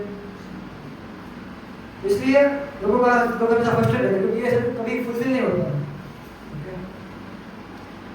तो एक विधान श्लोक 3.42, इंद्रियाणि पराराहु इंद्रियेभ्यः परं मनः मनसस्तु परा बुद्धि बुद्धिस्तु परस्तु, मतलब इंद्रियों के ऊपर क्या है, मन। इंद्रियों के ऊपर क्या है, मन। मन ये क्या है, इंद्रियों का स्वामी। इंद्रियों के ऊपर, मन के ऊपर क्या है, बुद्धि, अगर बहुत बस समझा है। बुद्धि के ऊपर क्या है, हम, आत्मा, खुद। अभी क्या हो गया है, एक्चुअली क्या होना चाहिए, बुद्धि ऊपर है, बुद्धि का चलना चाहिए ना मन के ऊपर। तो अभी हमारा बुद्धि क्या, इंटेलिजेंस क्या है हमारा, वीक है, इसलिए इंद्रियां जो कुछ बोलती है तो वो क्या करते हैं, मन इसको फुलफिल करने के लिए चला जाता है, क्योंकि बुद्धि वीक है। बहुत बढ़िया याद नहीं कर पा रहा हूँ, जैसे कि इंद्रिया है, इंद्रिया वो छोटे बच्चों के समान है, और मन है वो मम्मी के समान है, और इंटेलिजेंस वो पिता से कंपेयर करते हैं। ओके, तो बच्चे क्या बोलेंगे, मुझे चॉकलेट चाहिए, चॉकलेट चाहिए, चॉकलेट चाहिए। अगर मन हमारा अनकंट्रोल है तो मम्मी को अगर थोड़ा इमोशनली है तो मन क्या बोलेगा, चॉकलेट इसको दिला देते हैं। चॉकलेट खाने से क्या होता है, उसके दांत में नुकसान होता है, तो नुकसान हो गया, ज्यादा खाए तो ज्यादा नुकसान होगा। पर अगर मन हमारा कंट्रोल नहीं होगा तो क्या बोलेगा, तो मन क्या बोलेगा, पिताजी को बोलेगा, मम्मी क्या बोलेगा, इसको चॉकलेट दिला देगा, कोई दिक्कत नहीं, चलेगा, इतना चलेगा, कोई दिक्कत नहीं। तो अगर इंटेलिजेंस हमारा वीक होगा तो क्या करेगा, मम्मी को पैसे दे देगा, चॉकलेट दिला देगा, कोई दिक्कत नहीं। अगर हमारा इंटेलिजेंस स्ट्रॉन्ग होगा, पिताजी स्ट्रॉन्ग हो गए, तो पिताजी क्या बोलेंगे, क्या तुमको पता नहीं चलता, ऑलरेडी इसके दांत खराब है, गिर जाएगा दांत, मना बोल दो उसको। समझ रहे? तो फिर बुद्धि क्या बोलेगी मन को कि नहीं करना है, मन स्ट्रॉन्ग होगा, तो मन सब्डी हो जाएगा, क्योंकि मन तो नीचे है ना, पति नीचे है ना, पति का आया पोजीशन में, तो मन तो फिर इंद्रिया शांत हो जाएगी। इसलिए क्या करना पड़ेगा, हमें इंटेलिजेंस को क्या करना पड़ेगा, स्ट्रॉन्ग करना पड़ेगा, तब जाके हम मन को कंट्रोल करा के इंद्रियों को बस में कर पाएंगे। इंटेलिजेंस स्ट्रॉन्ग कब होगा, जिसका इंटेलिजेंस स्ट्रॉन्ग है उसके पास से सुनने से, क्या ज्ञान लेने से, उसके पास से, या फिर खुद पढ़ने से, या फिर जिसका इंटेलिजेंस स्ट्रॉन्ग है उसका हेल्प लेने से। अभी हमारा इंटेलिजेंस हमारे मन के ऊपर हावी नहीं हो पा रहा, समझ रहे? अभी हमारा लेवल क्या है, हमारा इंटेलिजेंस हमारे मन की इच्छाओं के ऊपर हावी नहीं हो पा रहा है, इसलिए हमें क्या करना पड़ता है, इसलिए गुरु होता है। तो गुरु का इंटेलिजेंस स्ट्रॉन्ग होता है, तो हमको गुरु के इंटेलिजेंस की हेल्प लेनी पड़ती है हमारे मन को सबड्यू करने के लिए, समझ रहे? इसलिए हमारी ऑथोरिटी गाइड की इंटेलिजेंस का हेल्प लेनी पड़ती है हमारे मन को सबड्यू करने के लिए। ओके, तो आध्यात्मिक जीवन क्या है, मतलब हम सब इंद्रियों को भगवान की सेवा में लगाए, अपने आप को भगवान के दर्शन करने में लगाए, जीवा को भगवान के प्रसाद खाने में लगाए, कान को भगवान के नाम को सुनने के लिए, कीर्तन को सुनने, कथा को सुनने के लिए लगाए। ये सब इससे क्या होता है, इंद्रिय सब शुद्ध होती है। नाम को भगवान के ऑफर किए हुए फूल को सुनने के लिए लगाए, शरीर को भगवान की सेवा में लगाए, फिजिकल सर्विसेज करें, कीर्तन करें, ओके, और जीवा को भगवान के नाम में जपना, प्रसाद सुनना। इस तरीके से क्या होगा, हमारा हायर टेस्ट हमको मिलेगा और हम जो लोअर टेस्ट है वो छोड़ पाएंगे। ओके, और मेन चीज, ये सब सुनने के बाद भी बस एंड लगाओ 10 मिनट है, ठीक है, ध्यान से सब सुनने के बाद भी हमारा नेचुरल इंक्लिनेशन कहाँ पे रहता है? ये सब चीज़ों के प्रति ही रहता है। जैसे लेक्चर के बाद जाके मोबाइल खोलेंगे तब सबसे बड़ा इंटरनेट का साधन क्या है हमारा ये, और उसमें सब कुछ अवेलेबल है, कुछ भी ढूंढने की जरूरत है, उसमें सब कुछ पावर अवेलेबल है। जो भी हमें पाप करना है वो ऑटोमेटिक पॉप हो जाएगा। सब कुछ गंदी चीज सब ऑटोमेटिक पॉप हो जाएगी। ओके, तो अगर ये सब सुनने के बाद भी अगर हम इस सब चीजें में लग रहे तो क्योंकि क्या हो गया? हाथी स्नान का समय हो गया। क्या हो गया? हाथी स्नान। हाथी कैसे स्नान करता है पता है आपको? नदी में आता है, स्नान करता है, फिर बाहर आके अपने आप फिर से डाल करता है। नदी में आता है, स्नान करता है, फिर बाहर आके रेत को फिर से अपने आप डाल देता है। इस स्नान का मतलब है तो हमको ऐसा नहीं करना है। इसलिए देव ने बोला था, वो आपका गाइड है ना, यात्रा गाइड आपको भेजा था, गाइडलाइंस, यात्रा की गाइडलाइंस, उसमें बताया गया है कि मोबाइल का कम से कम यूज करना है, ताकि जो भी इससे पॉजिटिविटी मिल रही है वो थोड़े दिन एटलीस्ट 3 दिन के लिए तो होल्ड कर पाए। बाकी फिर घर पे जाके पीछे में जाके तो होने वाला है। जितना हमारा सिंसियरिटी उतना कम होगा, तो एटलीस्ट 3 दिन के लिए हम उसको होल्ड कर सकते हैं। 3 दिन के लिए स्पिरिचुअल एंजॉयमेंट है उसको अगर लेंगे तो फिर इच्छा होगा आदमी को मटेरियल एंजॉयमेंट नहीं करना है। समझ रहे? 3 दिन के लिए हमको आग में रहना है, आग से बाहर नहीं जाना है। तब हम जाके लोहा अगर आग में रहेगा तो लोहा भी क्या बन जाएगा? आग बन जाएगा। ओके, आपका इंटेंशन सही था। इसलिए मोबाइल का यूज भी हमें ऐसा नहीं, मोबाइल का यूज नहीं करने, मोबाइल का यूज करते हैं, सबके पास मोबाइल है, हम भी लैपटॉप का यूज करते हैं, तो उसको क्या करना है? पॉजिटिव तरीके से करना है। उसमें हमें बहुत सारा यूट्यूब में आता है, भगवान का कथा वगैरह सुनना, वो सुनना, कीर्तन सुनना वगैरह हो गया। ओके, और मेन चीज ये सब सुनना है और गाइडेंस में सुनना है। जैसे कि मैंने बताया हम सब क्या है? बीमार है। क्या है? बीमार है। क्योंकि बीमार व्यक्ति होता है तो उसको तो क्या मेडिकल में जाके डायरेक्ट बोलेगा कि मुझे दवाई दे दो, तो दवाई लेगा कि तो उसको गलत दवाई लेगा तो उसका रोग बढ़ जाएगा, गलत रिएक्शन आ जाएगा। इसलिए डॉक्टर के पास जाकर क्या करना पड़ेगा? प्रिस्क्रिप्शन लेना पड़ेगा। तो प्रिस्क्रिप्शन के हिसाब से दवाई लेंगे उसका इमीडिएट रिकवरी होगा उसका। बाकी अपने हिसाब से दवाई लेते रहेंगे तो क्या होगा? रिकवरी हो भी सकता है, नहीं भी हो सकता, और होगा भी तो समय लगेगा। समझ रहे? इसलिए यूट्यूब से कुछ भी नहीं सुनना चाहिए। समझ रहे आप? आपका जो फैमिली डॉक्टर उसको पता है आपका रोग क्या है, इसलिए आपको डाइट को पता है आपका क्या रोग है, आपको अभी क्या जरूरत है सुनने के लिए, तो आपको कुछ प्रिस्क्राइब करेगा, वही सुनना है। बाकी सुनेंगे तो हमारा भलाई करने के साथ हम नुकसान कर देंगे हमारा। समझ रहे? अभी हमारा लेवल है 10th स्टैंडर्ड का और हमने पीएचडी का किताब खोल ली, तो फिर क्या होगा? ऊपर से जाएंगे और इसको नहीं समझ पाएंगे। इसलिए जो आपको गाइड देते हैं आपको सुनने के लिए वो आपके लेवल का देते हैं। यूट्यूब में सब कुछ आता है, पीएचडी लेवल का भी होता है, केजी लेवल का भी होता है, सब कुछ होता है। इसलिए समझ रहे? नेक्टर शॉपिंग नहीं करना है।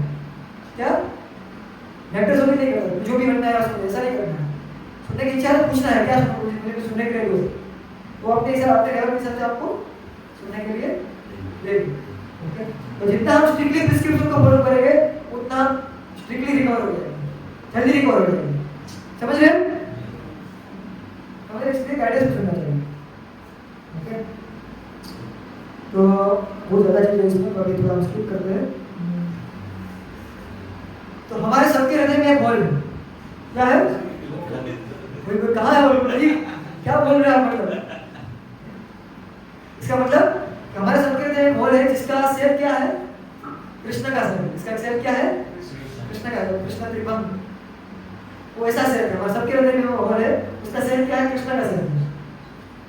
तो कितना भी हम प्रयास कर ले अलग अलग चीजों के माध्यम से उस होल को पूर्ण होल को होल मतलब हम डिससेटिस्फाइड हैं सब चीजों से। तो कितना भी हम अलग अलग जगह पे अपना मुंह मार ले तो वो कभी उसको सेटिस्फेक्शन नहीं करेगा, क्योंकि होल का आशय क्या है? कृष्ण का। उधर कृष्ण को आना पड़ेगा, कृष्ण फिट होगा तब जाके होल पूरा होगा और हम सेटिस्फाइड होंगे। और कोई भी चीज से, किसी भी प्रकार की चीज से हम उस होल को नहीं पूछ सकते। ओनली कृष्ण ही, कृष्ण का नाम, कृष्ण की कथा, कृष्ण की सेवा, कृष्ण के भक्त, उन सब चीज के माध्यम से हम उस गोल को फुलफिल कर सकते हैं। समझे? वो कोई उपाय नहीं। और ये सब नीति नियमों का पालन करने के लिए क्यों बोलते हैं? 4 नियम को पालन करने के लिए क्यों बोलते हैं? यदि किसी का किसी लड़की के साथ अफेयर है, वो भक्ति में आ गया, कोई दिक्कत नहीं, पर फिर भी उसका लड़की के साथ अफेयर है, तो फिर क्या करेगा? उसका मन हमेशा कब उसको मिलेगा, कब उसको मिलेगा, अरे माला कर रहा है, माला करके दिमाग में क्या चलेगा? कब उसको आगे मिलूंगा मैं। उसका दिमाग हमेशा उसके साथ नेक्स्ट एंटरटेनमेंट कैसे करेगा उसका प्लान करता है। ठीक है, जो भी ये 4 नियम है वो क्या करते हैं? वो डिस्ट्रैक्ट करते हैं, इसलिए इसको पालन करने के लिए बोला। वो हमारे माइंड को डिस्टर्ब करते हैं, इसलिए फिर उसका पालन करने के लिए बोला। वो कृष्ण में हमारे मन को लगने नहीं देते, इसलिए इसको इसलिए फिर क्या होता है? मैरिज सिस्टम होता है। क्या होता है? इतना ज्यादा इच्छा है मैरिज करो, कोई दिक्कत नहीं है। ठीक है, क्या मैरिज करो ताकि आपका मन शांत हो जाएगा। क्यों? कि जब तक मन कन्विंस नहीं है कि ये इसमें एंजॉयमेंट नहीं है, इस सेक्स लाइफ में एंजॉयमेंट नहीं है, जब तक मन कन्विंस नहीं है, जैसे हमारा कन्विंस नहीं है, तब तक वो हमें भक्ति ठीक से नहीं करेगा, हमारा मन बढ़ता ही रहेगा। इसलिए भगवान ने क्या बोला? इसलिए भगवान ने कंसेशन रखा है। गृहस्थ आश्रम क्या है? कंसेशन है, लाइसेंस है, सेक्स लीगलाइज कर दिया है। ओके, तो उसमें भी बहुत सारे नीति नियम है, वो आप बताएंगे। ओके, जब हम क्या होगा। ओके, इसलिए 4 नियम का पालन करने से क्या बनते हैं? मनुष्य बनते हैं। क्या बनते हैं? मनुष्य। जो 4 नियम का पालन नहीं करता वो क्या है? जानवर। पशु है।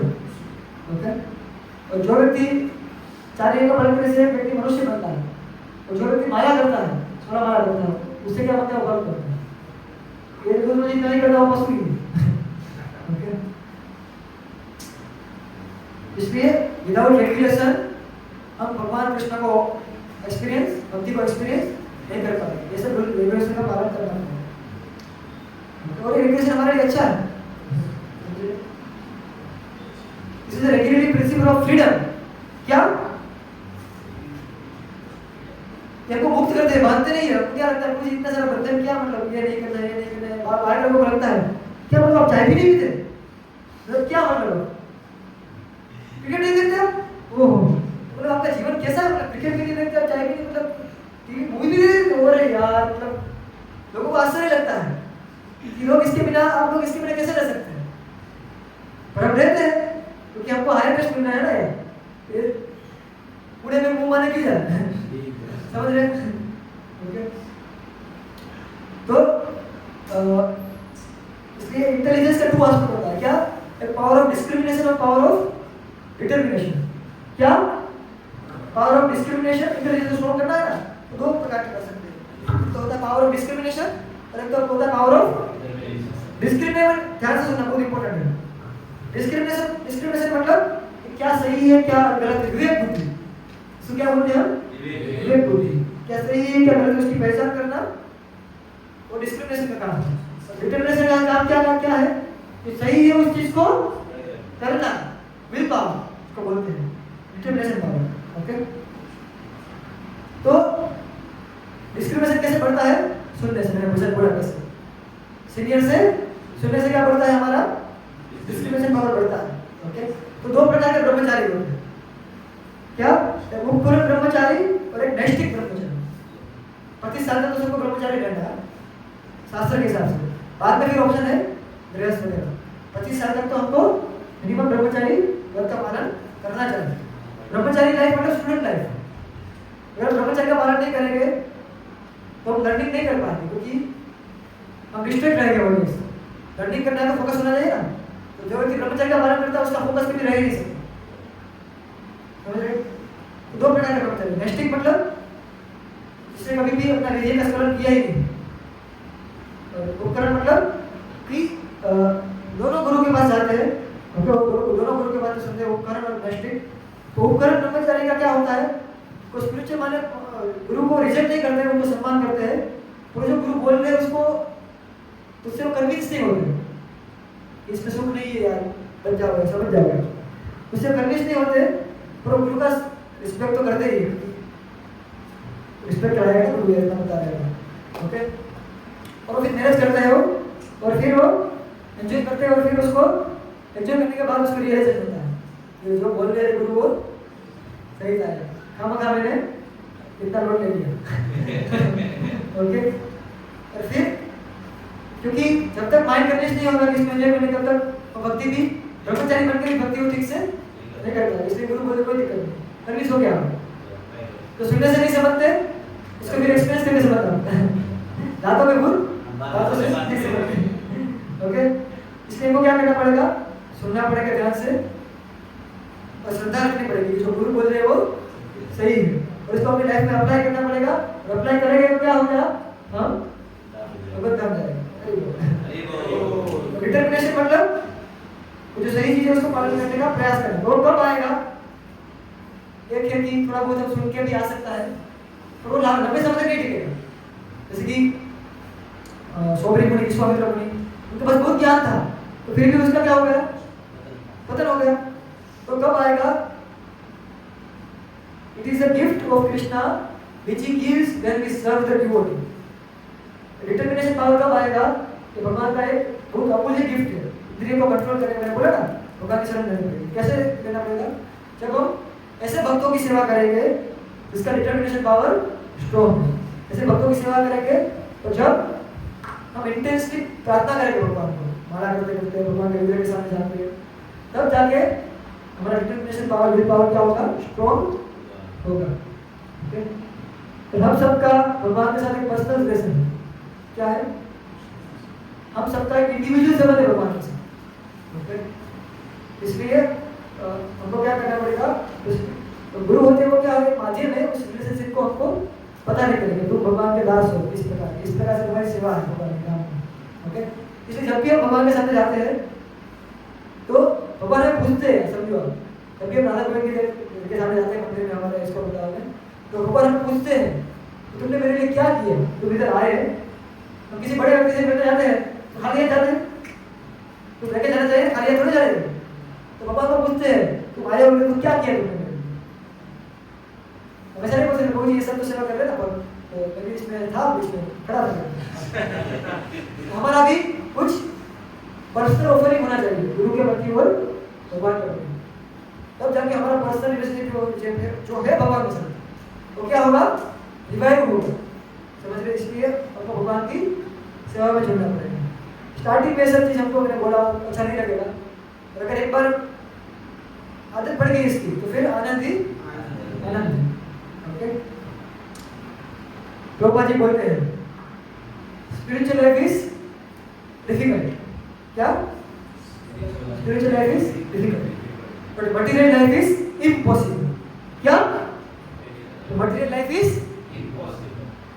समझ रहे, अभी नहीं समझे, जब एक्सपीरियंस करेंगे तब समझेंगे। Okay, spiritual life is difficult तो material life is impossible. Krishna के बिना जीव कैसे रह सकता है, यस, तो इसलिए हमको क्या करना पड़ेगा, हमको ये समझना पड़ेगा ये जो भौतिक इच्छा है, इंद्रिय तृप्ति है, यही हमारे सब दुखों का क्या है, कारण है। ओके, इसलिए हमको भक्ति का प्रैक्टिस को सीरियस गंभीरता से लेना पड़ेगा, और हमें इस तुच्छ आनंद को हायर से क्या करना पड़ेगा, रिप्लेस करना पड़ेगा। ओके, तब जाके हम कृष्ण को एक्सपीरियंस कर पाएंगे और भक्ति को एक्सपीरियंस कर पाएंगे, और हमको थोड़ा स्ट्रगल करना पड़ेगा, स्ट्रगल तो करना ही पड़ेगा, देखो या कृष्ण के लिए या फिर माया के लिए, ऐसा नहीं कि स्ट्रगल क्या है, थोड़ा सा स्ट्रगल है, जल्दी उठना है, थोड़ा माला करना है, यही स्ट्रगल है।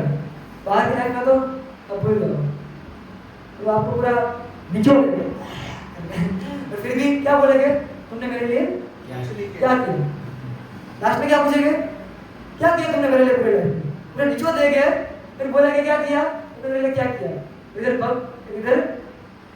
भगवान के भक्तों ने थोड़ा भी कर दिया, दोस्त भक्त आपको थैंक यू बोलेंगे, थैंक यू आपने इतना कुछ इतना सेवा कर दिया, अप्रिशिएट करेंगे आपको। तो मुझे बीएसएस कैंप चल रहा है, तो उसके लिए उस पर दावा कर रहे हैं बीएसएस के मतलब जो ब्रह्मचारी करना चाहते हैं उसके लिए, उसके लिए अलग सेपरेटली लेक्चर हो रहे हैं। ओके, तो इसमें हम दावा करेंगे कि कहने वाले कि जो व्यक्ति ये सब जानने के बाद भी, ये सब कुछ सीखने के बाद भी गया गृहस्थ आश्रम में, उसका क्या हालत है तो फिर वो ड्रामा के माध्यम से समझाने वाले हैं। तो मतलब वो मैंने जो सुना तो मतलब मैंने बोला वो ठीक है, मेरा जो डिसीजन है वो ठीक है मतलब मैं जो कर रहा हूँ सही कर रहा हूँ, मतलब बहुत ही सेफ लाइफ है, बहुत ही ब्लिसफुल लाइफ है। बस हमको भी प्रयास करना चाहिए कि हम इस लाइफ को अपनाएं। नहीं हो रहा है तो शादी करें, पर गाइडेंस में है क्या, डिस्क्रिप्शन के हिसाब से सब कुछ करो, डिस्क्रिप्शन के बिना कुछ नहीं करो। ओके, तो टाइम हो गया, हरी बोल। तो सॉरी मैंने आपको बोल कर दिया इसके माफ करना। ओके, तो मेरे वाक्य से वचन से आपको कुछ बुरा लगा हो तो मुझे क्षमा करना। मेरा सब बस यही प्रयास था कि जो सत्य है, जो रियल हैप्पीनेस है भगवान की सेवा में, उसमें हम सब लगे। ओके, मैं भी लगूँ और भी लगे। ओके, हम सब भी लगे और रियल आनंद को हम डिराइव करें। कर्म कीर्तन करें, कितना बाकी सब लोग सही में सोचते हैं कि लोग इतना कैसे नाच लेते हैं, इतना पसीना पसीना हो गए फिर भी नाचते हैं मतलब, क्योंकि रियल आनंद डिराइव कर रहे हैं। समझो आप, तो हम बॉडी स्तर से ऊपर हो गए थे, जब हम कीर्तन करते हैं ना भौतिक कुछ क्षणों के, कुछ समय के लिए हम शरीर के स्तर से ऊपर चले गए, क्योंकि शरीर तो इतना नहीं कर पाएगा, पर हम अभी का इंटेलेक्चुअल या फिर स्पिरिचुअल स्तर पे है, इसलिए बॉडी का डिमांड हमको पता नहीं चलता। समझ रहे, इसका एकादशी है, बॉडी डिमांड करेगी खाना है खाना है खाना है खाना है। तो अगर हम अपना पूरा शेड्यूल हमारा टाइट रखेंगे, मन को हमेशा जैसे कथा सुनते रहेंगे, माला करते रहेंगे, तो फिर बॉडी का डिमांड हमको इतना डिस्टर्ब नहीं करेगा। समझ रहे, इसलिए हमको बॉडी के स्तर से ऊपर उठ जाना और आत्मा के स्तर पे जाना। तो कैसे होगा जब हम करेंगे। यस, तो इसका कोई प्रश्न है? प्रश्न होना चाहिए, प्रश्न नहीं है तो फिर आ जाओ वास्तव में मतलब प्रश्न नहीं है तो गंभीरता से ले भक्ति से, भक्ति को। और प्रश्न है तो फिर पूछो। दो ऑप्शन है कि या फिर प्रश्न नहीं है तो फिर कन्विंस है कि भौतिक चीजों का आनंद नहीं है। ठीक है, और प्रश्न तो हम आनंद नहीं ढूंढेंगे उधर आज के बाद, अगर ढूंढेंगे तो फिर फर्स्ट मतलब पछता के करेंगे फिर भी पछता के करेंगे तो वापस आएंगे। ओके, यस, वेट करो एक बार बिना चैनल को कॉल करो ना, कितना टाइम कब निकलना है पूछो। ओके, कोई प्रश्न?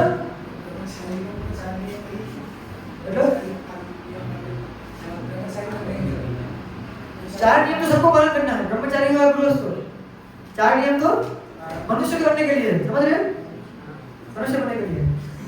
ब्रह्मचारी मतलब सिर्फ शादी नहीं करना, बस बाकी सब तो सेम ही है। बाकी सब भक्ति को गृहस्थ भी करते हैं और ब्रह्मचारी भी करते हैं। 16 माला करना है, 4 नियम का पालन करना है, मंदिर में आना है, सेवा करना है, कुछ सेवादारी करना है भगवान के लिए, भगवान के मिशन के लिए, ओके, तो सेवा करना है। तो ये सब तो सबको ब्रह्मचारी को भी करना है, गृहस्थ को भी करना है। तो ब्रह्मचारी लाइफ में क्या है, कंपैरेटिवली इजी है। पहाड़ चढ़ना है तो अकेले चढ़ोगे, फिर पीछे 50 किलो का बोझा रहेगा, कौन सा इजी रहेगा? बस वही डिफरेंस है। उसमें टाइम लगेगा और ज्यादा मेहनत लगेगा। ब्रह्मचारी लाइफ में कम टाइम में हम ज्यादा कुछ कर पाएंगे। तो हमारा कोई एजेंडा नहीं है आपको ब्रह्मचारी रहने का। ओके, आपको जो भी लाइफ अपनाना है अपना सकते हैं, पर ये जो रियलिटी है उसको हम प्रेजेंट कर देंगे। ओके, बहुत सारे इसको में 99% गृहस्थ है, 1% ब्रह्मचारी। ओके, ऐसा नहीं। इसलिए प्रयास करना पड़ेगा और प्रार्थना करना पड़ेगा। क्या हमारा मन भटकता, सबका भटकता है, ऐसा नहीं हमारा भी भटकता है, पर हम मन को फिर से लाते हैं। हमारा क्या होता है, हम बहुत ही लाइटली ले लेते हैं। भाग रहा है ना, ऐसे भी हाथ में नहीं आने वाला, भागने को क्या दिक्कत है, हमेशा नहीं सोचते रहते हैं, ऐसे भी भाग रहा है, भाग गया, हम लाइटली ले लेते हैं। सोचना क्या होता है दिमाग में, माला कर रहे हो क्या सोचना, क्या विजुअल, कुछ नहीं सोचना है, सिर्फ जो हम बोल रहे हैं हरे कृष्णा कृष्णा कृष्णा हरे हरे, हरे राम राम राम हरे, उसको ध्यान से सुनना है। दिमाग में ख्याल कब आता है? जब हम हमारे पास एंगेजमेंट नहीं होता। हमको माइंड को क्या करना है? भगवान के नाम को सुनने के लिए एंगेज कर देना है। तो फिर माइंड दूसरा ख्याल उसमें नहीं आएगा। आएगा जितना हम अटेंटिवली सुनेंगे उतना ख्याल आएगा, पर हमको अटेंटिवली सुनने का प्रयास करना है। देखो मन का स्वभाव है चंचल, वो अपना काम करेगा और हमको अपना काम करना है। क्या? माला के फोकस करना है। इसलिए ध्यान से बैठ के माला करना चाहिए। घूमते घूमते माला करेंगे तो फिर मन वैसे तो भाग ही रहा है, मन और ज्यादा भागेगा। समझ रहे? और नींद आ रही है तो उठ खड़े होकर कर सकते हैं, चल के कर सकते हैं, कोई दिक्कत नहीं। पर हमारा फोकस क्या होना चाहिए? मंत्र पे होना चाहिए। कोई दिक्कत नहीं जल्दी जल्दी करने में, घूमते घूमते करने में। हमारा फोकस क्या होना चाहिए? माला होना चाहिए। तो जितना हम ध्यान से सुनेंगे उतना हमारा मन स्थिर होगा और हमारा मूड प्रेयरफुल होना चाहिए। क्या? प्रार्थना होनी, भगवान प्लीज मुझे आपकी सेवा कर दो। हरे कृष्ण मंत्र का मतलब क्या है? कि हम राधा रानी को और कृष्ण को रिक्वेस्ट करते हैं, राधा कृष्ण को रिक्वेस्ट करें कि आप प्लीज कृष्णा, प्लीज राधा रानी, मैं करोड़ों जन्मों से आपकी सेवा से विमुख होकर इधर भौतिक संसार में चढ़ रहा हूँ, तो प्लीज मुझे आप अपनी फिर से आप अपनी सेवा में लगाओ। ये हमारा विनम्र प्रार्थना होना चाहिए भगवान को। तो जितना हम विनम्र होंगे, जितना हम भक्तों के साथ डील करने में और भगवान के प्रति जितना विनम्र भाव होगा, देनीय भाव होगा, उतना हमारा माला ठीक से होगा। ऋणादपि समीचेन धरोरपि सहिष्णुना अमानिना मानवेन कीर्तनीयः सदा हरि। ऋण से भी ज्यादा बीच विनम्र रहना है। हम अपने आप को इतना विनम्र मानना है, हम अपने आप को डिस्क्वालीफाई मानना है, तब जाके हम क्वालिफाई हो पाएंगे। ओके? और धरोरपि सहिष्णुना सहन करना है। मन की बात है कि इसने ये बोल दिया, इसने वो बोल दिया, हम सहन नहीं करते। हमारा सहन शक्ति कम है। क्या फर्क पड़ेगा भाई, उसने गाली दे दी है, क्या लग गया तुमको भाई, तुम्हारा भक्ति में कुछ खत्म हो गया? देखो भक्ति एक ऐसी चीज है, भक्ति एक ऐसी चीज है जो कोई आपसे चोरी नहीं कर सकता। क्या? जो कोई आपसे छीन नहीं सकता। बाकी कितनी भी चीज आप भौतिक चीज अचीव कर लो, वो आपसे छीन ली जाएगी या फिर चोरी हो सकती है। अगर चोरी नहीं हुआ तो मृत्यु के समय तो वो छीन ली जाएगी। तो भक्ति एक ऐसी चीज है जो आपसे कोई चोरी नहीं कर सकती। बहुत इंटरनल ऐसा है आपके साथ रहेगा। इसलिए कोई किसी कुछ बोल दिया, किसी ने कुछ ले लिया, कुछ हो गया, इससे भी इतना कुछ फर्क नहीं पड़ना चाहिए, क्योंकि वो ऐसे भी टेम्परेरी है। हमारा जितना हमारा फोकस कहाँ होना चाहिए? परमानेंट चीज को हासिल करने के लिए और परमानेंट चीज को मेंटेन करने के लिए। समझ रहे? इससे हमारा नॉलेज बहुत बढ़ेगा। ये बोल दिया तो बोल दिया, क्या हमको क्या फर्क पड़ता है? हम तो आत्मा है ना भाई। बोला तो शरीर को बोला ना, शरीर को लगेगा, मन को लगेगा, मुझे थोड़ी कुछ लगेगा।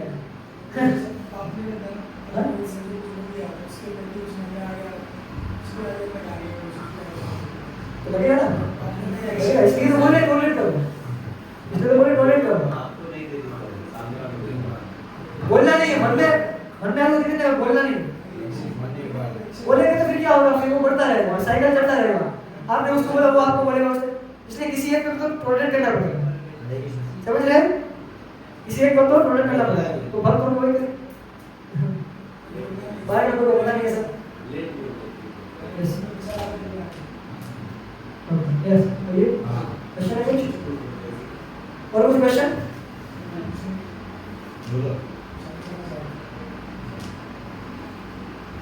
और कोई क्वेश्चन है?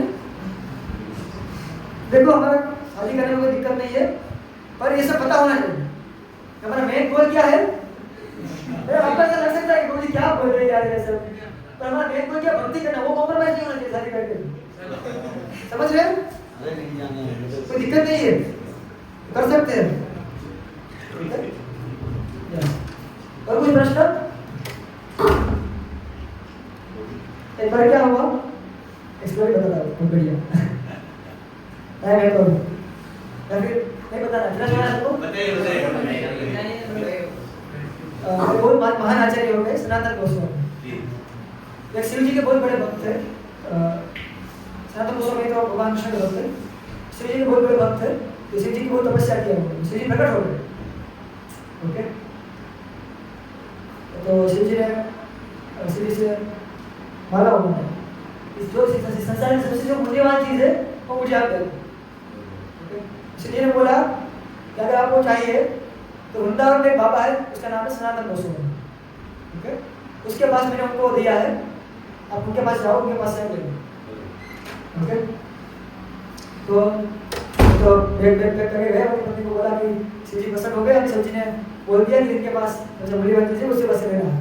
बैग करके गए और वृंदावन, और सबको पूछा कि कहाँ गए सनातन गोस्वामी, बहुत फेमस है सनातन गोस्वामी वृंदावन में। ओके, तो वृंदावन में गए और फिर गए और फिर तो बोला शिव जी ने बोला आपके पास सबसे बुरी बात टच स्टोन, क्या बोलते हैं, चिंतामणि, टच स्टोन चिंतामणि है वो मूल्यवान चीज, सबसे मूल्यवान चीज इस संसार में, भौतिक संसार में सबसे मूल्यवान चीज क्या है, चिंतामणि। तो वो सनातन गोस्वामी के पास था, इंग्लिश में बोलते हैं टच स्टोन। ओके, तो सनातन गोस्वामी के पास गए और प्रणाम किया और बोला कि शिव जी के आदेश से मैं आया हूँ उधर, और आपको मुझे देना है सबसे मूल्यवान चीज। हाँ ले लो, तो 10 मिनट में पड़ा है, 10 मिनट में पड़ा है, 10 स्टोन है वो, चिंतामणि कहाँ पे पड़ा है, 10 मिनट में ले लो। तो खुश हो गया, तो उसे झूठा कचरा वगैरह में गया और ले लिया, वो क्या बोला, बढ़िया चीज मिल गया। और खुशी के मारे वो इतना आनंद था कि मिल गया, फिर कुछ पूछा नहीं, कुछ थैंक यू नहीं बोला, वो चला गया। और फिर घर पे आया और फिर पत्नी को बोला देखो मैं चिंतामणि को टच स्टोन को दे गया। तो पत्नी ने बोला वाह बढ़िया, कैसे मिला तुमको ये? तो बोला कि मैं सनातन गोस्वामी के पास गया और उन्होंने तो बोला कि रश्मि में दे दो, तो मैं आ गया आपसे। पत्नी ने बोला वो ऐसा, मतलब आप समझ रहे हो, पति बोल रहे हो, उन्होंने उसको डस्टबिन में रखा था, सबसे मूल्यवान चीज को उन्होंने, मतलब उन्होंने आपके साथ क्या किया है, चीटिंग किया। उसके पास उससे भी ज्यादा कुछ मूल्यवान चीज होगी, तब उसने डस्टबिन में रखे, डस्टबिन में थोड़ी रखेगा कोई मूल्यवान चीज। ओके, तो वापस जाओ तो पूछो। तो फिर गए वापस और पूछा कि आपने मुझे ऐसा धोखा किया, शिव का आदेश आपने पालन नहीं किया। तो बोला मैं तो आपको देना चाहता था, आप रुके ही नहीं, आप तो लेके चले, कुछ पूछते कुछ बताते तो कुछ बोल देना आपको। मैंने बोला हाँ मेरे पास इससे भी मूल्यवान चीज मेरे पास है, पर एक शर्त मैं आपको दूंगा। क्या? ये चिंता के टच स्टोन को आप जाके यमुना में फेंक दो। क्या? इसको टच स्टोन को आपको क्या करना पड़ेगा, यमुना में फेंक के आना पड़ेगा। मैंने बोला यार, तो थोड़ा इंटरेस्ट था क्योंकि साधु संत बोल रहे तो कुछ सोच समझ के बोलते, ऐसा तो नहीं बोलते साधु संत कुछ। ओके, तो विश्वास रख के वो फेंक के आया। तो बहुत ही भारी गले से फेंका यार, 5 बार में इतना सारा तपस्या किया था यार, मतलब भारी गले से फेंका। तो फिर आया, तो देखो मैं फेंक के आया, अभी आपको देना पड़ेगा। ओके, तो सनातन गोस्वामी ने अपने टेबल में माला पड़ा था, तो माला लिया उसके हाथ में लिया। चलो बोलो हरे कृष्णा हरे कृष्णा कृष्णा कृष्णा हरे हरे, हरे राम राम राम हरे हरे।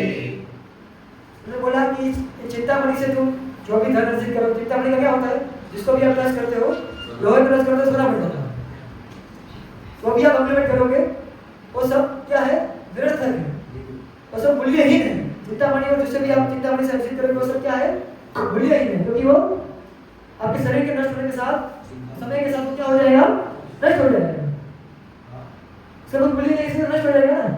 ओके, पर जो मैंने आपको ये हरिनाम दिया है वो क्या है, शाश्वत है। तो हरिनाम में भगवान में कोई अंतर नहीं। ओके, तो तब से वो भगवान की भक्ति में दृढ़ता से होते हैं। ओके, इसलिए हम सबके पास भी ये टच स्टोन है, कुछ अपने अपने लाइफ में सबका इंडिविजुअल कुछ ना कुछ टच स्टोन है, उसको क्या करना पड़ेगा, अगर माला में ध्यान को जब करना है तो क्या करना पड़ेगा, उस टच स्टोन को फेंक के आना पड़ेगा कहीं, तब जाके हरिनाम हमको सही अर्थ में हरिनाम को ले पाएंगे। समझ रहे? उसके प्रति जो हमारी आसक्ति है, भौतिक आसक्ति, उसको छोड़ना पड़ेगा। मैंने जैसे एग्जांपल दिया वो अनचेस्ट वाइफ वाला,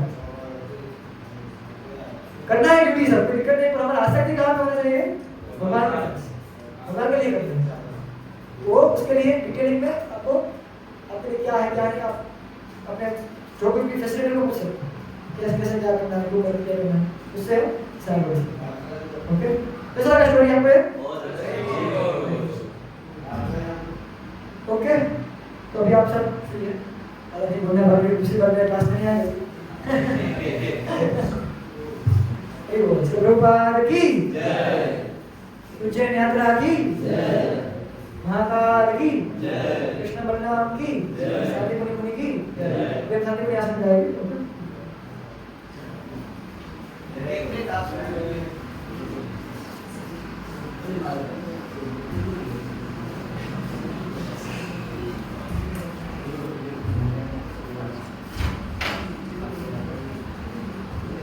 तो